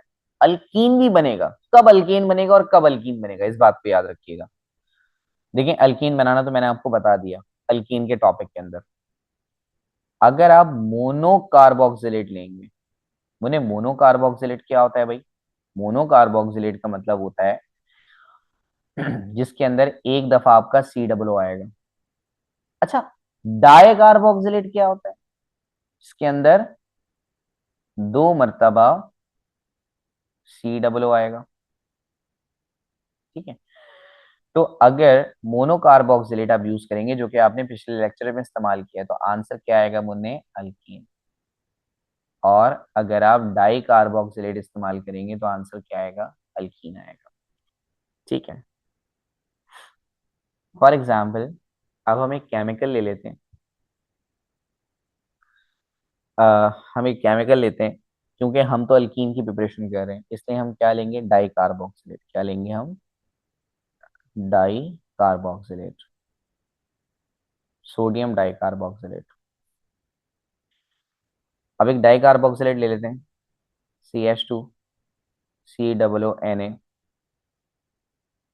CH2, COO। चलें, पहले तो आप जरा इसको देखिए, बताएं ये मोनो कार्बोक्सिलेट है या डाई कार्बोक्सिलेट है। भाई ये डाई कार्बोक्सिलेट है, पता है क्यों, क्यों एक सी डबल हो गया, एक और सी डबल हो गया, क्या ये मोनो हुआ, डाई हो गया। इससे जो चीज बनेगी उसका नाम क्या होगा, उसका नाम होगा अल्कीन। अब इससे क्या बनेगा, देखिए, प्रिपरेशन बहुत आसान है मुन्ने, प्रिपरेशन बहुत आसान है। आपने क्या याद रखना है, कि बस आपने ये हिस्सा अलग करना है, आपने सी डबल ओ एन को टच नहीं करना। हाँ, जिसे बोलूंगा उसे टच करिएगा, आपने सी डबल ओ नहीं टच करना। अब आपने डायरेक्ट काम किस पे करना है, सी एच टू यानी सी डबल ओ को छोड़ के काम करना है। तो सी डबल ओ को छोड़ दें तो क्या बनेगा, सी एच टू। एक बॉन्ड के दरमियान पहले से ही लगा हुआ है, बस। अब अगर आप देखें इसे गौर से, तो इस कार्बन के साथ 2 हाइड्रोजन है, और एक आगे बॉन्ड है, तो यानी ये कार्बन 3 बॉन्ड्स बना रहा है। सिमिलरली 2 हाइड्रोजन इसके साथ हैं और एक बॉन्ड ये भी बना रहा है, तो ये भी 3 बॉन्ड बना रहा है। तो क्यों ना हम इनकी चार की ख्वाहिश पूरी कर दें और डबल बॉन्ड लगा दें। तो बन तो गया एल्कीन। इसका नाम क्या है, कितने कार्बन है मुन्ने, 2 कार्बन है, तो 2 कार्बन को हम क्या कहते हैं, ई। और डबल बॉन्ड है इसलिए ई। अच्छी बात क्या है कि इसमें कोई भी कंपाउंड वो आपको अपनी मर्जी से नहीं देगा। बस आपने यही एक प्रिपरेशन याद रखनी है कि अगर इस तरह का कोई कंपाउंड आता है तो उससे इथीन बनेगा, इस तरह का कोई कंपाउंड आता है तो उससे क्या बनेगा, इथीन बनेगा। अब अब सुनिए, इसका नाम क्या है। जाहिर है वो तो आपसे यही कहेगा ना कि केमिकल का नाम देगा, बोलेगा electrolysis of this chemical forms dash, तो आंसर इथीन है। बट इस केमिकल का नाम तो पता होना चाहिए ना आपको, इस केमिकल का नाम क्या है। देखें, इस केमिकल के 2 नाम है। इस केमिकल का पहला नाम क्या है कि इसे हम बोलेंगे डायसोडियम। क्यों डायसोडियम बोलेंगे, क्योंकि इसके अंदर 2 सोडियम आ रहे हैं, ये देखें, एक ये रहा और एक ये रहा। अब इसमें टोटल कार्बन कितने हैं, 1, 2, 3, 4। तो 4 कार्बन होने की वजह से हम इसे बोलेंगे ब्यूटानोएट। क्या बोलेंगे, ब्यूटानोएट। इसका एक और नाम है, इसे हम बोलते हैं die sodium butyrate. Disodium butyrate या ब्यूटारेट। तो डाइसोडियम ब्यूटानोएट, डाइसोडियम ब्यूटारेट। एक नाम और बताऊंगा मैं आपको, ऐसे नहीं छोड़ूंगा आज मैं आपको। डाइसोडियम सक्सेनेट। क्या नाम है इसका, डाइसोडियम सक्सेनेट। तो पेपर में आपको कहता है कि इलेक्ट्रोलिसिस ऑफ डाइसोडियम ब्यूटानोएट गिव्स, आपका आंसर है इथीन। पेपर में आपको कहता है यार इलेक्ट्रोलिसिस ऑफ डाइसोडियम ब्यूटारेट, आपका आंसर है इथीन। पेपर में आपसे कहता है इलेक्ट्रोलिसिस ऑफ डाइसोडियम सक्सेनेट, आपका आंसर अभी भी क्या है, इथीन। तो आपने ये याद रखना है कि जो केमिकल मैंने बनाया है डाई कार्बोक्सिलेट वाला, इसका नाम क्या है, डाइसोडियम ब्यूटानोएट, डाइसोडियम ब्यूटारेट और डाइसोडियम सक्सेनेट। यहाँ पर हमारा प्रिपरेशन वाला पोर्शन एंड हो गया। अब हम इसके केमिकल रिएक्शंस पढ़ेंगे। प्यारे बच्चों, सबसे पहले केमिकल रिएक्शन है कंबस्शन रिएक्शन।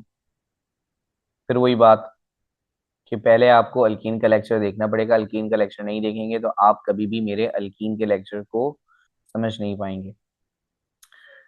देखिए कंबस्शन में होता क्या है, हम किसी भी चीज को ऑक्सीजन की मौजूदगी में जलाते हैं। तो जिस तरह से हमने अल्कीन पढ़ा, तो अल्कीन की जब आप कंबस्शन करते हैं तो क्या बनता है, कार्बन डाइऑक्साइड, वाटर और हीट। सिमिलरली यहाँ भी यही होगा। जब आप अल्कीन की कंबस्शन करेंगे यानी अल्कीन को ऑक्सीजन की मौजूदगी में जलाएंगे तो भी क्या बनेगा, कार्बन डाइऑक्साइड, वाटर और हीट। इसलिए मैं कह रहा हूँ कि पहले आप अल्कीन का लेक्चर देख कर आए। तो जिस तरह से अल्कीन की कंबस्शन है इसी तरह से अल्कीन की कंबस्शन है। ठीक है, तो पहले रिएक्शन में कोई ऐसी खास बात नहीं थी। दूसरा रिएक्शन हाइड्रोजनेशन। हाइड्रोजनेशन का मतलब क्या होता है मुन्ने, एडिशन ऑफ हाइड्रोजन गैस। चलें,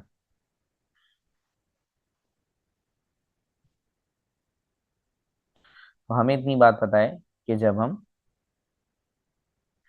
अल्कीन की हाइड्रोजनेशन करते हैं, हाइड्रोजनेशन का मतलब हाइड्रोजन गैस से उसका रिएक्शन कराते हैं। अगर आपने प्रिपरेशन बहुत गौर से सुनी है और अल्कीन का लेक्चर बहुत गौर से देखा है तो आपके लिए मसला नहीं होना चाहिए। तो जब हम अल्कीन की हाइड्रोजनेशन करते हैं मुन्ने तो क्या बन जाता है, अल्कीन बन जाता है।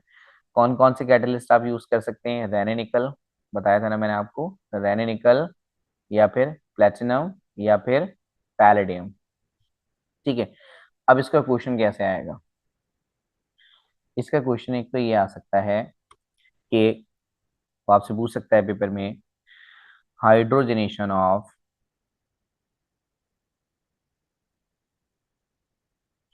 Hydrogenation of 3 pentene gives. तो मुन्ने आपका सिंपल आंसर क्या होगा, आपका आंसर होगा पेंटेन। सिंगल बॉन्ड वाली चीजों के लिए हम पोजीशन नहीं बताते, इसलिए मैंने 3 नहीं लिखा। ठीक है, आपका सिंपल आंसर होगा pentane.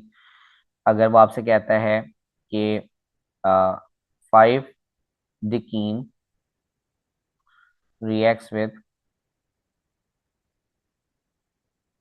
hydrogen gas and forms। तो बस जितने कार्बन आप ले रहे हैं उतने ही बनेंगे, यानी 5 डिकीन आपने लिया तो आपका आंसर क्या होगा भाई, डिकीन। आपका आंसर क्या होगा, डिकीन। सिंगल बॉन्ड में पोजीशन नहीं बताते, इसलिए मैंने यहाँ पे पोजीशन नहीं बताई।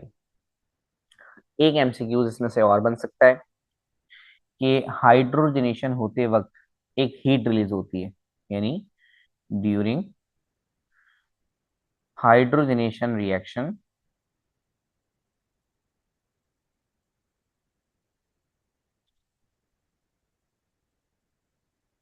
ठीक है, तो जो हीट इन्वॉल्व होती है, जो हीट यूज या रिलीज होती है, उसे हम कहते हैं हीट ऑफ हाइड्रोजनेशन। क्या कहते हैं हम उसे, हीट ऑफ हाइड्रोजनेशन। अब वो आपसे पूछ सकता है कि हीट ऑफ हाइड्रोजनेशन कितनी होती है, तो मुझे याद आपने ये रखना है कि heat of hydrogenation 120 kilo joule per mole होती है, ठीक है, for a single double bond. यानी एक डबल बॉन्ड को सिंगल बॉन्ड में कन्वर्ट करने के लिए जो हीट ऑफ हाइड्रोजनेशन इस्तेमाल की जाती है वो कितनी होती है, 120 किलो जूल पर मोल। कितनी, 120 kilo joule per mole. For example वो आपसे कहता है कि during hydrogenation of 1 mole of 3 decene gives dash heat of hydrogenation. तो आपको इतनी बात पता है कि अगर ये डिकीन लिखा हुआ है तो 10 कार्बन है, हाँ ठीक है, बट सिर्फ 3 लिखा हुआ है ना, इस 3 का मतलब ये है कि बस एक ही डबल बॉन्ड है और तीसरे कार्बन पर है ना, थर्ड कार्बन पर बस एक डबल बॉन्ड है। तो आपको पता है एक डबल बॉन्ड के लिए जो हीट ऑफ हाइड्रेशन होती है वो कितनी होती है, 120 किलो जूल पर मोल, ठीक है। लेकिन अगर वो आपसे एमसीक्यूज पूछता, during hydrogenation of 1 mole of 3,5 decadiene gives dash heat of hydrogenation। अब आप कितने डबल बॉन्ड्स हैं, टोटल कितने डबल बॉन्ड्स हैं भाई, टोटल यहाँ पर अगर आप देखें तो एक डबल बॉन्ड 3 पर लगा हुआ है और एक डबल बॉन्ड 5 पे लगा हुआ है। तो यानी अब आपका जो आंसर होगा इसकी वजह से भी 120 होगा और इसकी वजह से भी 120 होगा। तो टोटल कितने हो गए हैं, 240 हो गया, ठीक है। 0 + 0 इज 0, 2 + 2 इज 4, 1 + 1 इज 2। अब जो आपका आंसर है वो कितना होगा, 240 किलो जूल पर मोल।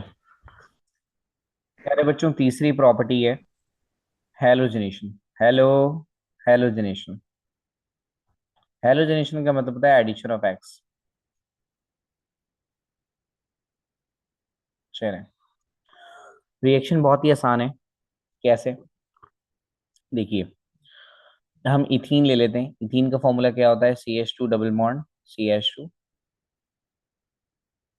इसमें अगर हम क्लोरीन गैस को ऐड कराएं तो बहुत सिंपल है। कैसे होगा, कि सिंपली डबल बॉन्ड टूट जाएगा और डबल बॉन्ड टूटने के बाद क्या बनेगा, सिंगल बॉन्ड। और आपके पास कितने क्लोरीन है, 2 क्लोरीन है, तो सिंपल आप एक क्लोरीन पहले वाले पे लगा दें, एक क्लोरीन आप दूसरे वाले पे लगा दें। क्योंकि आपने इतनी ऑर्गेनिक पढ़ ली है कि इन रिएक्शंस को अगर मैं जल्दी भी लेके चलूंगा तो आप बड़े आराम से इसे जो है वो ट्रैप कर लेंगे। फिर भी अगर आपको इन लेक्चर्स में मसला हो रहा है तो आपकी बेस में मसला है, और उसके लिए हम ऑर्गेनिक का बैच भी लॉन्च कर रहे हैं। तो आप उसके लिए भी हमारे पास रजिस्टर्ड हो सकते हैं, वो क्लासेस बिल्कुल फ्री ऑफ कॉस्ट है। तो उसके लिए आप मुझसे डिस्कस कर लीजिएगा और मैं आपको वो उन लेक्चर्स के बारे में बता दूंगा। आप सिंपली, अगर आपको नहीं पता कि कैसे करना है तो आप मुझसे कमेंट में पूछ लें, मैं आपके साथ अपना कांटेक्ट नंबर शेयर कर दूंगा या टीम का कांटेक्ट नंबर शेयर कर दूंगा, फिर वहां से आप राब्ता कर लीजिएगा। अच्छा, अब इस केमिकल का जो नाम है, इस केमिकल का नाम क्या है? एक क्लोरीन पहले पे लगा हुआ है, एक क्लोरीन दूसरे पे लगा हुआ है, तो इसका नाम होगा 1,2। दो क्लोरीन है तो डाइक्लोरो, ठीक है। दो कार्बन है तो दो कार्बन को ईथ कहते हैं, और इनके दरमियान सिंगल बॉन्ड है तो उसका नाम क्या होगा? इथेन। सही है भाई। अच्छा, नेमिंग में मसला है, नेमिंग के लिए भी आपको चैप्टर अवेलेबल होगा सेकेंड ईयर का, नोमेनक्लेचर का, आप वो देखें ताकि आप बहुत मजबूत हो जाएं। ठीक है, आपको बेस बहुत स्ट्रॉन्ग करनी पड़ेगी एमडी गेट के एडवांस लेक्चर के लिए। आप ये ऑर्गेनिक केमिस्ट्री जो मुझसे पढ़ रहे हैं भाई, ये बहुत खतरनाक है, ये लेक्चर्स बहुत खतरनाक हैं। ये आम बच्चा तो हजम ही नहीं कर सकता, ये बहुत खतरनाक लेक्चर्स हैं, ये सिर्फ चीते लोग पढ़ते हैं। हाँ, तो आपको अगर बेसिक में मसला है तो लाजमी तौर पे वो हमारी बेसिक वाली क्लासेस लें आप। बहरहाल, इसी तरह से अगर मैं एथीन की जगह प्रोपीन ले लूं, क्या ले लें हम? प्रोपीन। प्रोपीन का मतलब तीन कार्बन पे काम करते हैं।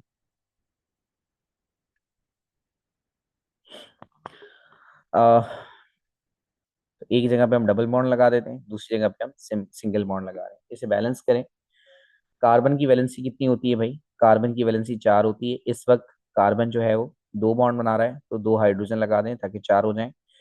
इस कार्बन की बात करें तो ये वाला जो कार्बन है वो पीछे दो बॉन्ड बना रहा है और आगे एक बॉन्ड बना रहा है। क्या? पीछे दो बॉन्ड आगे एक बॉन्ड, पीछे दो आगे एक, पीछे दो आगे एक बॉन्ड बना रहा है।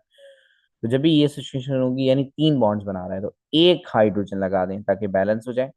इस कार्बन को देखें तो ये कार्बन जो है वो एक बॉन्ड बना रहा है, तो इसके साथ कितने हाइड्रोजन आने चाहिए? तीन। अब जब आप इसका क्लोरीन गैस से रिएक्शन करेंगे तो जहां पर डबल बॉन्ड है वो डबल बॉन्ड टूट जाएगा, और टूटने के बाद क्या होगा? CH2, double single bond CH, फिर CH3। सही है। अब जिसके दरमियान से आपने डबल बॉन्ड तोड़ा है ना, इसके दरमियान से तोड़ा है, इसके दरमियान से, इन्हीं में एक क्लोरीन पहले पे लग जाएगा और एक क्लोरीन दूसरे पे लग जाएगा। आपका नाम क्या होगा कंपाउंड का भाई? 1,2, क्योंकि एक वन पर है और एक टू पे। 1,2 क्या? 1,2, 1,2। कितने क्लोरीन है आपके पास? दो, तो इसका आंसर होगा डाइक्लोरो। टोटल कितने कार्बन है? तीन। तो तीन कार्बन को हम कहते हैं प्रॉप, सिंगल बॉन्ड को हम क्या कहते हैं? एन। अब एक क्वेश्चन डायरेक्ट हो जाए, डायरेक्ट, अब आप चीते हो चुके हैं, अब आप डायरेक्ट भी बता देंगे जवाब। वो आपसे कहता है 3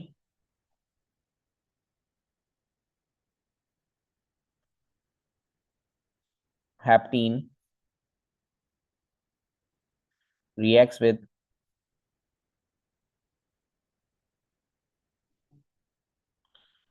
chlorine gas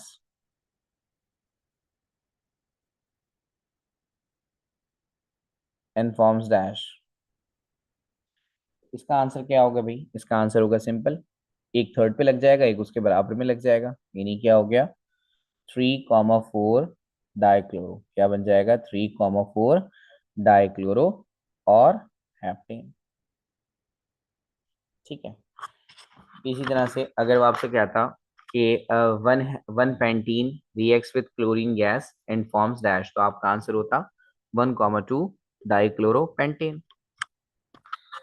यहाँ पर हमारे पास थर्ड प्रिपरेशन एंड हो गई। अब हम फोर्थ प्रिपरेशन की तरफ चलते हैं। देखिए, हमने हाइड्रेशन भी, हमने हाइड्रोजनेशन भी पढ़ा, हमने हेलोजनेशन भी पढ़ा। अब हम इनको मिला के पढ़ेंगे, यानी कि हाइड्रो हेलोजनेशन। क्या पढ़ेंगे? Hydro halogenation, hydro halogenation. अब देखिए, हाइड्रो का मतलब होगा हाइड्रोजन को ऐड करना, और हेलोजन का मतलब होगा हेलोजन को ऐड करना। यानी अब आप जो चीज ऐड करेंगे वो सिर्फ हाइड्रोजन नहीं होगी, वो सिर्फ एक्स नहीं होगा, बल्कि HX होगा। क्या होगा? HX।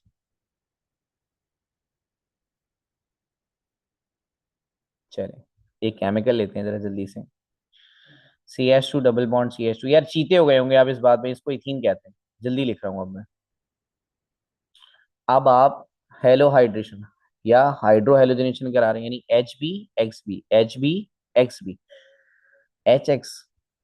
कैसा लगता है आपको अपने एक्स को एच के साथ देख के? भाई ये ऐसे ही है, केमिस्ट्री में तो आपको देखना पढ़ेगा। हाँ, पढ़ाई पे फोकस करना है, छोड़ दें एक्स एक्स को। अब हम एच एक्स से रिएक्शन करा रहे हैं भाई। एच एक्स का मतलब यार, एच एक्स का मतलब एक्स कोई भी हो सकता है। हाँ, क्लोरीन भी हो सकता है, ब्रोमीन भी हो सकता है, आयोडीन भी हो सकता है। मान लो क्लोरीन ले लेते हैं, क्या होगा? ये डबल बॉन्ड टूटेगा। डबल बॉन्ड टूटने के बाद क्या बच जाएगा? Single bond. अब एक मोइटी आपके पास हाइड्रोजन की है और एक मोइटी आपके पास किसकी है? क्लोरीन की है। तो आप क्या करें, एक जगह पे हाइड्रोजन लगा दें और एक जगह पे क्लोरीन लगा दें। लेकिन ये आपकी मर्जी जब ही चल सकती है जब दोनों जगह पे हाइड्रोजन बराबर हो। अभी देखें तो हाइड्रोजन दोनों जगह पर बैलेंस है। कैसे बैलेंस है भाई?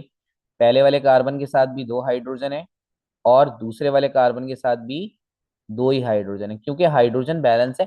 कहीं भी कुछ भी लगा दो, क्या करो?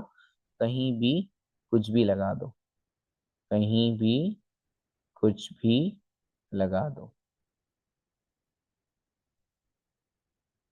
चलें, हम क्या करते हैं, पहले वाले के साथ हाइड्रोजन लगा देते हैं। तो दो हाइड्रोजन पहले से थे, एक अब और हो गया तो तीन हो गए। क्लोरीन दूसरे वाले के साथ लगा देते हैं। इसके साथ मर्जी ऊपर लगा दें, नीचे लगा दें, आगे लगा दें, यहाँ लगा देते हैं। अब इसका नाम क्या है भाई? इसका नाम है क्लोरो। ठीक है, क्या नाम है इसका? क्लोरो। और साथ में दो कार्बन है तो दो कार्बन को हम क्या कहते हैं? ईथ। और बीच में सिंगल बॉन्ड है तो एन। इसका नाम हो गया क्लोरोइथेन, या फिर हम इसे इथाइल क्लोराइड भी कहते हैं। क्या कहते हैं हम इसे? Ethyl chloride. चलें, जरा तीन कार्बन को चेक करते हैं।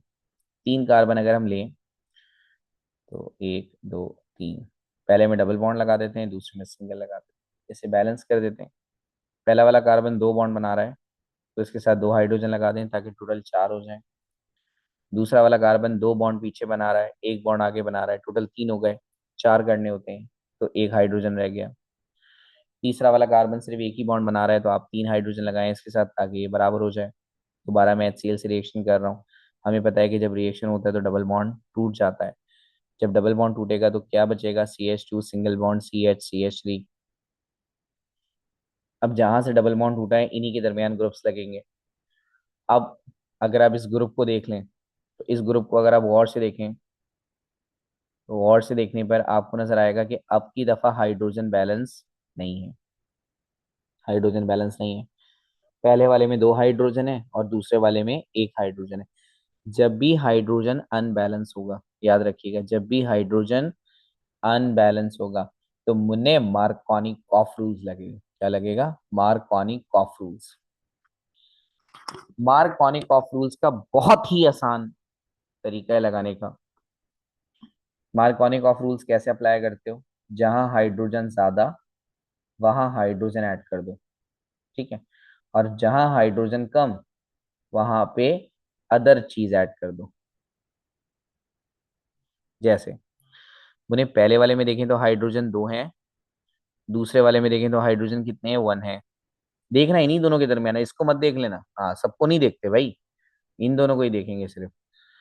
पहले वाले में दो हाइड्रोजन, दूसरे वाले में एक हाइड्रोजन। कहाँ हाइड्रोजन ज्यादा है? कहाँ? पहले वाले में ना। तो पहले वाले में हाइड्रोजन ऐड करो तो दो की जगह ये कितने हो गए? तीन हो गए, ठीक है। अब दूसरे वाले में क्या चीज ऐड करोगे? दूसरे वाले में हाइड्रोजन कम थे तो क्या ऐड करेंगे? क्लोरीन। ये हो गई क्लोरीन। दूसरे वाले में हम क्या ऐड करेंगे? क्लोरीन ऐड करेंगे। अच्छा, अब इसका नाम कैसे रखोगे भाई? हम्म बीच में क्लोरीन लगा हुआ है, बीच में कहाँ लगा हुआ है? बीच में क्लोरीन लगा हुआ है। तो अगर बीच में क्लोरीन लगा हुआ है तो वन टू बीच में है ना, तो हम इसे क्या कह दें? Two chloro. क्या बोल देंगे हम इसे? Two chloro. कितने कार्बन है टोटल? तीन है, एक दो तीन। तीन को हम क्या कहते हैं? प्रॉप कहते हैं। क्या कहते हैं? प्रॉप कहते हैं। बीच में सिंगल सिंगल सिंगल ही सिंगल बॉन्ड है तो नाम क्या हो गया? प्रोपेन। देखिए, नाम लिखना नहीं आता कोई मसला नहीं है।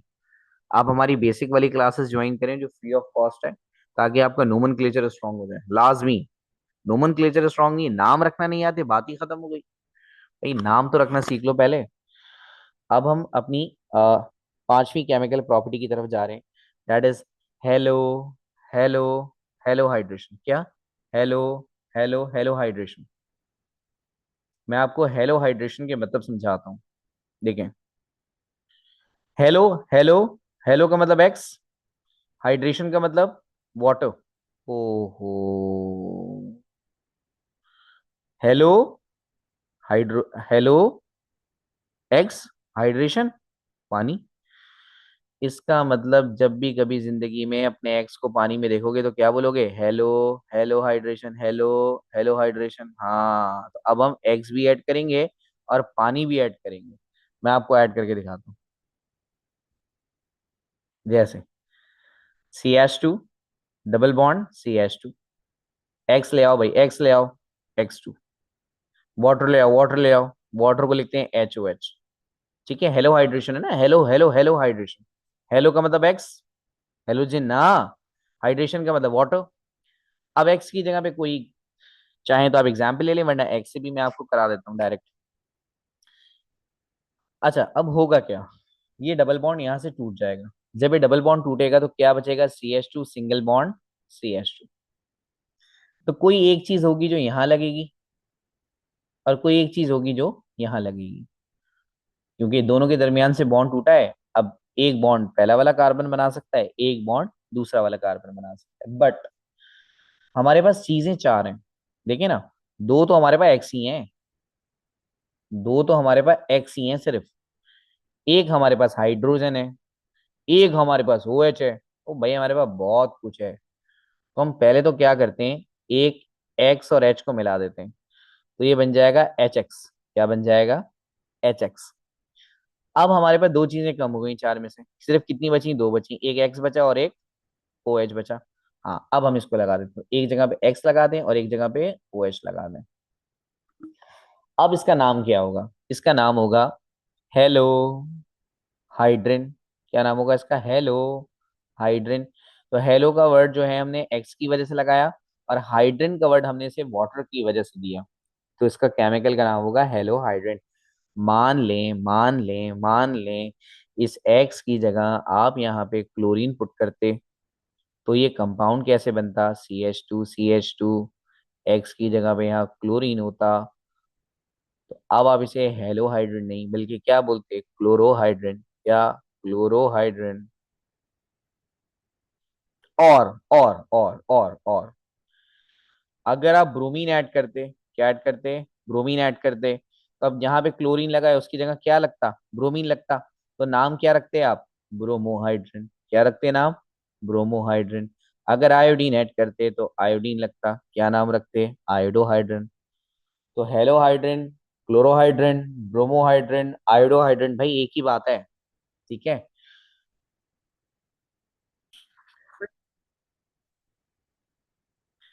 प्यारे बच्चों, अब हम छठी केमिकल प्रॉपर्टी पढ़ रहे हैं। प्यारे बच्चों, अब हम सिक्स केमिकल प्रॉपर्टी पढ़ रहे हैं अपनी, जो कि है पॉलीमराइजेशन। बच्चों, पॉलीमराइजेशन का मतलब होता है कि छोटे छोटे पार्टिकल्स को जोड़ के एक बड़ा पार्टिकल बना देना। ठीक है, जैसे अगर मैं आपको समझाऊं तो देखें, ये छोटे छोटे मॉलिक्यूल्स हैं, अगर मैं इनको जोड़ता रहूं और इनसे एक बड़ी चेन बना दूं, तो ये जो प्रोसेस है, ये प्रोसेस क्या कहलाएगा? पॉलीमराइजेशन। और जो प्रोडक्ट हमारे पास होता आता है, इसे हम कहते हैं पॉलीमर। जबकि इनके जो रिएक्टेंट्स होते हैं, छोटे छोटे कंपाउंड्स, इन्हें हम कहते हैं मोनोमर्स। ठीक है, तो मोनोमर्स को जोड़ के पॉलीमर्स बनाना पॉलीमराइजेशन कहलाता है, यानी स्मॉल मॉलिक्यूल्स को जोड़ के लार्ज मॉलिक्यूल बनाना पॉलीमराइजेशन कहलाता है। हमें याद रखना है पॉलीमराइजेशन ऑफ इथीन। तो पहली बात तो पेपर में पहला MCQs ये है कि अगर वो आपसे कहता है कि पॉलीमराइजेशन ऑफ इथीन गिव्स, तो मुझे आपका आंसर क्या होना चाहिए? आपका आंसर होना चाहिए पॉलीथीन। इसे हम पॉलीथीन भी कहते हैं, हम इसे पॉलीथीन भी कहते हैं, पॉलीथाइलिन भी कहते हैं। अच्छा। अब इस रिएक्शन के अंदर दूसरी चीज वो आपसे जो पूछ सकता है, वो ये पूछ सकता है कि आपने कौन सा कैटलिस्ट यूज करना है। तो आपको याद होना चाहिए कि इसमें हम दो तरह के कैटलिस्ट यूज कर सकते हैं। एक है TiCl4। TiCl4 का मतलब क्या होता है? Ti मतलब टाइटेनियम, एक मेटल है ये, टाइटेनियम। चार क्लोरीन है तो टेट्राक्लोराइड, टाइटेनियम टेट्राक्लोराइड। सही है। इसके अलावा एक और कैटलिस्ट भी हम इसमें यूज करते हैं। उस कैटलिस्ट का फॉर्मूला है Al C2H5 थ्राइस। इसे हम क्या पढ़ते हैं, एल एल्यूमिनियम को कहते हैं। देखिए ये वो इन्फॉर्मेशन है जो आपने याद करनी है। कैटलिस्ट का नाम ज़ाहिर है आप याद करेंगे, तो वो इन्फॉर्मेशन जो लर्निंग बेस है उस पर मैं इतना ज़्यादा रुकता नहीं हूँ, मैं आगे बढ़ जाता हूँ क्योंकि वो आपने याद करना है। हाँ, जहाँ कॉन्सेप्ट है बस डूब जाएंगे वहाँ। एल्यूमिनियम ट्राइथाइल, तो इन दो तरह के हम कैटलिस्ट को यूज करते हैं। एक है एल्यूमिनियम ट्राई इथाइल और एक है टाइटेनियम टेट्राक्लोराइड। बहरहाल इसके बाद हम जाएंगे केमिकल प्रॉपर्टी नंबर 7 पर। और देखिए जरा केमिकल प्रॉपर्टी नंबर 7 कौन सी है आपके पास। केमिकल प्रॉपर्टी नंबर 7 है इपॉक्सीडेशन। मुने इपॉक्सीडेशन के मतलब क्या होते हैं, देखिए आसान भाषा में बताऊंगा, आसान भाषा में मतलब इपॉक्सीडेशन के मतलब आप समझ लें, addition of oxygen and forms a ring. Addition of oxygen and forms a ring. चलें अब ये जो ऑक्सीजन आप ऐड करेंगे, ये ऑक्सीजन आपके पास कहाँ से आएगी। ये ऑक्सीजन आपके पास तीन जगहों से आ सकती है। सबसे पहली सोर्स है पर एसिटिक एसिड से, ठीक है, पर एसिटिक एसिड से। दूसरा पर बेंजोइक एसिड से, ठीक है, सही से सुनिएगा मेरी बात, बेंजोइक नहीं है ये, बेंजोइक है, बेंजोइक पर बेंजोइक एसिड। तीसरा ऑक्सीजन गैस है। अच्छा, अब पर एसिटिक एसिड का फॉर्मूला क्या होता है, CH3COO, यानी CH3COOH हाँ, पर बेंजोइक एसिड। पर बेंजोइक एसिड का फॉर्मूला क्या होता है भाई, देखिए बेंजीन लें और बेंजीन में क्या लगा दें, COOOH, तो ये क्या हो जाएगा, बेंजोइक एसिड। ऑक्सीजन गैस का फॉर्मूला O2। तो हम ऑक्सीजन को किसी कंपाउंड की फॉर्म में भी ले सकते हैं और ऑक्सीजन को हम डायरेक्ट भी ले सकते हैं। फर्क क्या है कि अगर आप ऑक्सीजन गैस डायरेक्ट लेंगे तो बस आपने याद रखना है कि इसके साथ आखिरी वाली यानी ऑक्सीजन गैस अगर आप यूज करते हैं सिर्फ, तो आपको एक कैटलिस्ट भी साथ में डालना पड़ेगा। और वो कैटलिस्ट कौन है, सिल्वर ऑक्साइड यानी Ag2O, सिल्वर ऑक्साइड। अच्छा, देखिए अब आपने एक बात समझनी पड़ेगी यहाँ पे कि जब आप ऑक्सीजन गैस यूज करेंगे तो ये पूरी ऑक्सीजन गैस इस्तेमाल हो जाएगी। अच्छा, तो जब आप पर एसिटिक एसिड यूज करते हैं तो जो चीज बचती है वो क्या बचेगी, वो बचेगा CH3। एक ऑक्सीजन आप इसमें से इस्तेमाल कर लेंगे तो क्या बचेगा, COOH, ठीक है। और COOH को हम क्या कहते हैं, एसिटिक एसिड, क्या कहते हैं, एसिटिक एसिड। इसी तरह से अगर आप बेंजोइक एसिड इस्तेमाल करते हैं, पर बेंजोइक एसिड इस्तेमाल करते हैं, तो इसमें से भी एक ऑक्सीजन कम कर दें। तो फॉर्मूला क्या था, बेंजीन COOOH। अब बस सिर्फ तीन की जगह कितने ऑक्सीजन बचेंगे, दो, और इसका नाम होगा बेंजोइक एसिड। तो आपके पास ये प्रोसेस को चलाने के तीन तरीके हैं।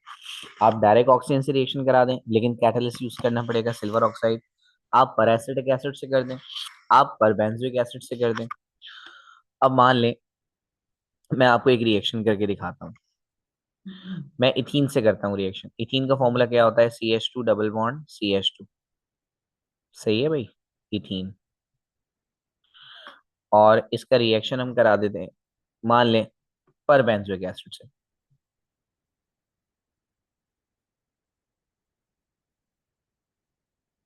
कौन है ये, पर बेंजोइक एसिड। क्या होगा कि यहाँ से एक ऑक्सीजन निकलेगा, ठीक है। जब यहाँ से ऑक्सीजन निकलेगा तो ये जो पर बेंजोइक एसिड है इसमें से एक ऑक्सीजन कम हो जाएगा, तो ये सिर्फ रह जाएगा बेंजीन COOH। पहले क्या था, COOOH, अभी क्या है, सिर्फ COOH। हाँ, अब आप इसे पढ़ते हैं बेंजोइक एसिड। अच्छा, अब जो ऑक्सीजन आपने निकाली है वो जाएगी इस इथीन के पास, और इथीन के पास जाने के बाद इसका डबल बॉन्ड तोड़ देगी। और जब ये डबल बॉन्ड टूट जाएगा तो इथीन के दरमियान जो डबल बॉन्ड था उसकी जगह क्या आ जाएगा, सिंगल बॉन्ड। अब जो ऑक्सीजन पर बेंजोइक एसिड में से निकली है वो ऑक्सीजन यहाँ पर आके अटैच होगी और दोनों से जुड़ जाएगी, इससे भी और इससे भी। अब ये जो चीज है ना, देखें ये एक रिंग बन गई। देख रहे हैं आप, ये इस तरह की एक रिंग बन गई है। अब इसका नाम क्या होगा, इसे हम प्यार से बोलेंगे एपॉक्साइड। क्या बोलेंगे, एपॉक्साइड। सही है। तो आपने क्या क्या याद रखना है कि ऑक्सीजन ऐड होगी, रिंग बन जाएगा, एपॉक्सीडेशन कहलाएगा। एपॉक्सीडेशन में जो प्रोडक्ट बनता है उसका नाम क्या है, एपॉक्साइड है। कितनी तरीकों से एपॉक्सीडेशन करा सकते हैं, तीन तरीकों से। पर एसिटिक एसिड से, पर बेंजोइक एसिड से, या फिर सिर्फ ऑक्सीजन गैस से। लेकिन अगर आप सिर्फ ऑक्सीजन गैस यूज करते हैं तो आपको एक कैटलिस्ट यूज करना पड़ेगा, सिल्वर ऑक्साइड, वरना काम नहीं बनेगा। अब हम इसकी आखिरी केमिकल प्रॉपर्टी पढ़ने जा रहे हैं, और आखिरी केमिकल प्रॉपर्टी का नाम है फॉर्मेशन ऑफ मस्टर्ड गैस। क्या है, फॉर्मेशन ऑफ मस्टर्ड गैस।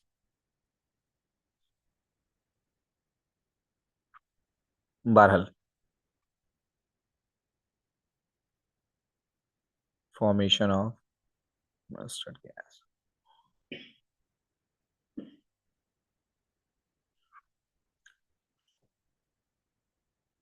ठीक है, मुझे मस्टर्ड गैस हम किस कैसे बनाते हैं, मस्टर्ड गैस हम इथीन से बनाते हैं। कैसे बनाते हैं इथीन से, CH2 डबल बॉन्ड CH2। सही है, CH2 double bond CH2, ethene. हम इस इथीन का रिएक्शन करा देते हैं S2Cl2 से। किससे, S2Cl2 से। S2Cl2, S2Cl2 को क्या पढ़ते हैं, S2Cl2 को हम पढ़ते हैं सल्फर मोनोक्लोराइड। क्या पढ़ते हैं हम इसे, सल्फर मोनोक्लोराइड।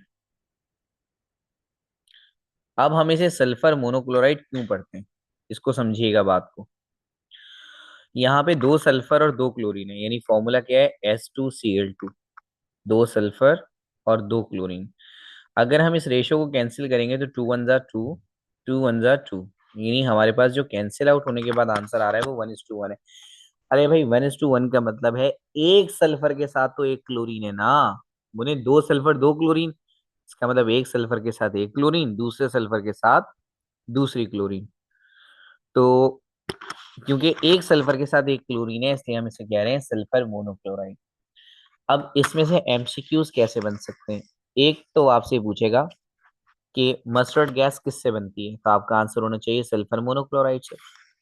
वो आपसे पूछ सकता है सल्फर मोनोक्लोराइड का फॉर्मूला क्या है, तो आपका आंसर होगा S2Cl2। चलें अब हम रिएक्शन करने जा रहे हैं। जब रिएक्शन होगा तो सबसे पहले क्या होगा, ये डबल बॉन्ड ब्रेक हो जाएगा।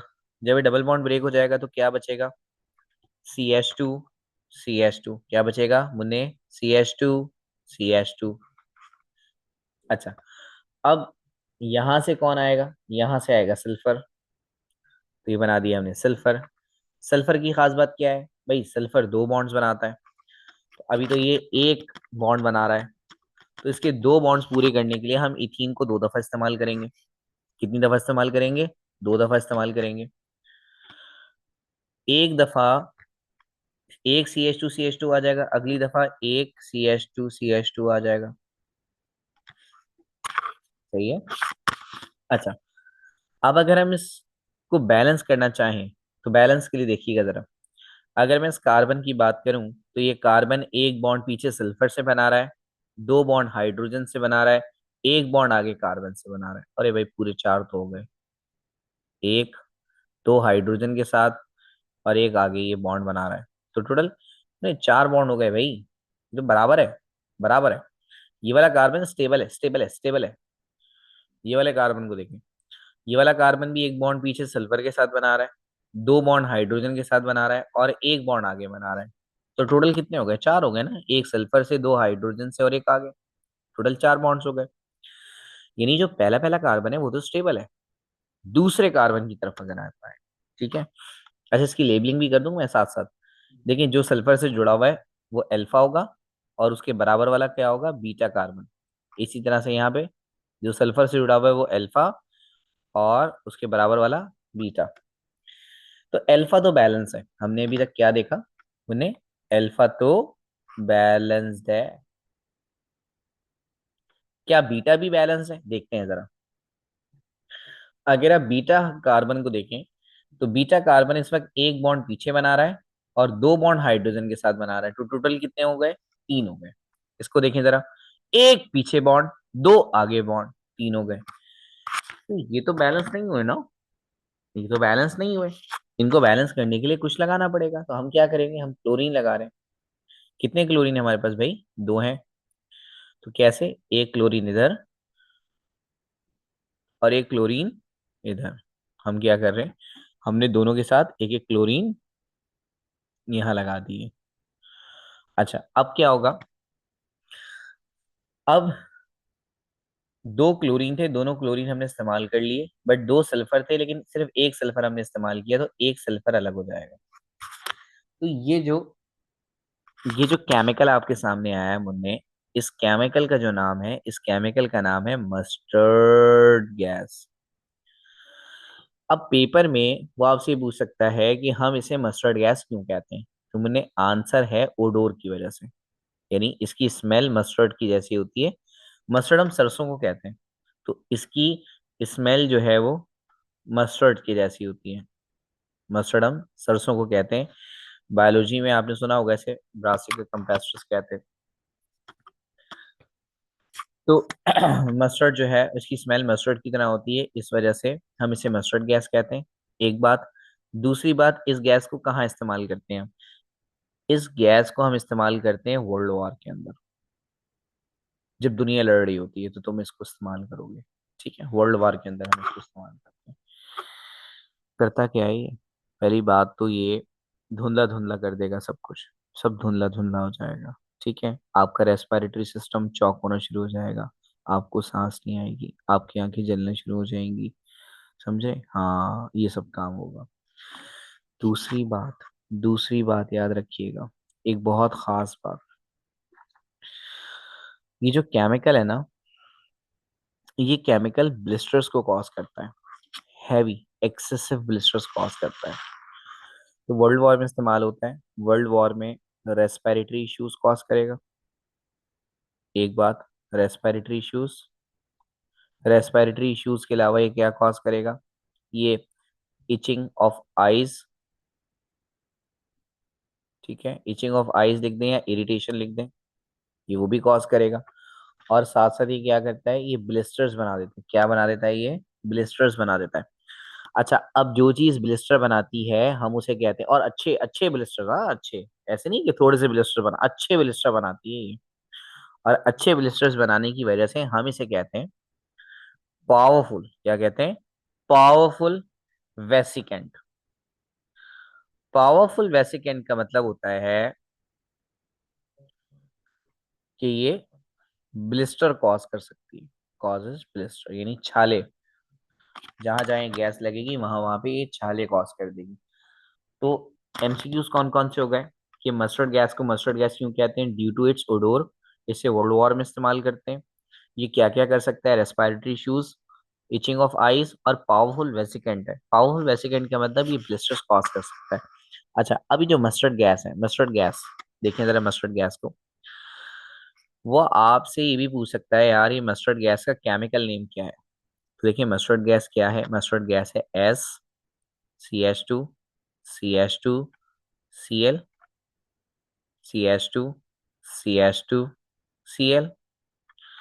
तो जहां सल्फर है, सल्फर क्लोरीन से हैवी है, तो हम सल्फर के अकॉर्डिंग एडजस्टमेंट करेंगे। तो पहला वाला कार्बन अल्फा, दूसरा वाला कार्बन बीटा, पहला वाला कार्बन अल्फा, दूसरा वाला कार्बन बीटा। तो क्लोरीन कहाँ लगी हुई है भाई, मुन्ने, मुन्ने, क्लोरीन कहाँ लगी हुई, क्लोरीन तो बीटा पे लगी हुई है। ओ, ऊपर भी बीटा पे, नीचे भी बीटा पे, ऊपर भी बीटा, नीचे भी बीटा। ठीक है ना, यहाँ भी क्लोरीन बीटा पे है, यहाँ भी क्लोरीन बीटा पे है, तो इसका आंसर होगा बीटा कॉमा बीटा। क्या, बीटा कॉमा बीटा दो है ना, तो डाइक्लोरो क्या बोलेंगे, dichloro, beta comma beta dichloro. ये दो कार्बन है, ठीक है। मैंने दो कार्बन को हम क्या कहते हैं, ईथ कहते हैं ना, इथाइल। ये भी इथाइल, ये भी इथाइल, तो कितने इथाइल हो गए, दो इथाइल हो गए, हम इसे बोल देंगे डाई इथाइल। तो beta comma beta dichloro di ethyl. आखिर में सल्फर है, तो सल्फर के लिए हम लगाते हैं सल्फाइड का वर्ड। तो इसका जो केमिकल नेम है वो क्या हो गया, beta comma beta dichloro diethyl sulphide. MCQs कौन कौन से पूछ सकता है इस हेडिंग में से आपसे। मस्टर्ड गैस किससे बनती है, इथीन से बनती है, और सल्फर मोनोक्लोराइड से बनती है। अच्छा, सल्फर मोनोक्लोराइड का फॉर्मूला क्या होता है, दूसरा एमसीक्यूज S2Cl2। अच्छा, मस्टर्ड गैस को मस्टर्ड गैस क्यों कहते हैं, ड्यू टू इट्स ओडोर। अच्छा, मस्टर्ड गैस को इस्तेमाल कहाँ करते हैं, वर्ल्ड वाइड, वर्ल्ड वॉर में। अच्छा, कौन सी वर्ल्ड वॉर में, वर्ल्ड वॉर वन के अंदर, ठीक है, वर्ल्ड वॉर वन के अंदर। क्या क्या इफेक्ट्स हैं इसके, रेस्पिरेटरी इश्यूज, रेस्पिरेटरी प्रॉब्लम्स यानी सांस के मसले क्रिएट करेगा, आंखें लाल कर देगा, itching of eyes, irritation of eyes, और पावरफुल वेसिकेंट। ये आपने याद रखना है, पावरफुल वेसिकेंट है। पावरफुल वेसिकेंट का मतलब बहुत अच्छे से ये छाले क्रिएट कर सकता है आपकी बॉडी पे, स्किन के ऊपर। अच्छा भाई, मस्टर्ड गैस का केमिकल फॉर्मूला क्या है, केमिकल नाम क्या है, तो beta comma beta dichloro diethyl sulphide. अच्छा, इसकी जगह पे ना हम एक नाम और लिख सकते हैं, मैं एक नाम और आपके लिए लिख सकता हूँ, 2,2। एल्फा के लिए 1,1 लिखते हैं, इसके लिए हम क्या लिखेंगे, 2,2 डाइक्लोरो डाइथाइल सल्फाइड। यहाँ पर हमारा जो अल्कीन का पोर्शन है वो एंड हो गया। इंशाल्लाह अगले लेक्चर में हम अल्काइन को कवर करेंगे, और हम जो है वो एलिफेटिक हाइड्रोकार्बन्स को खत्म कर देंगे। अल्लाह हाफिज।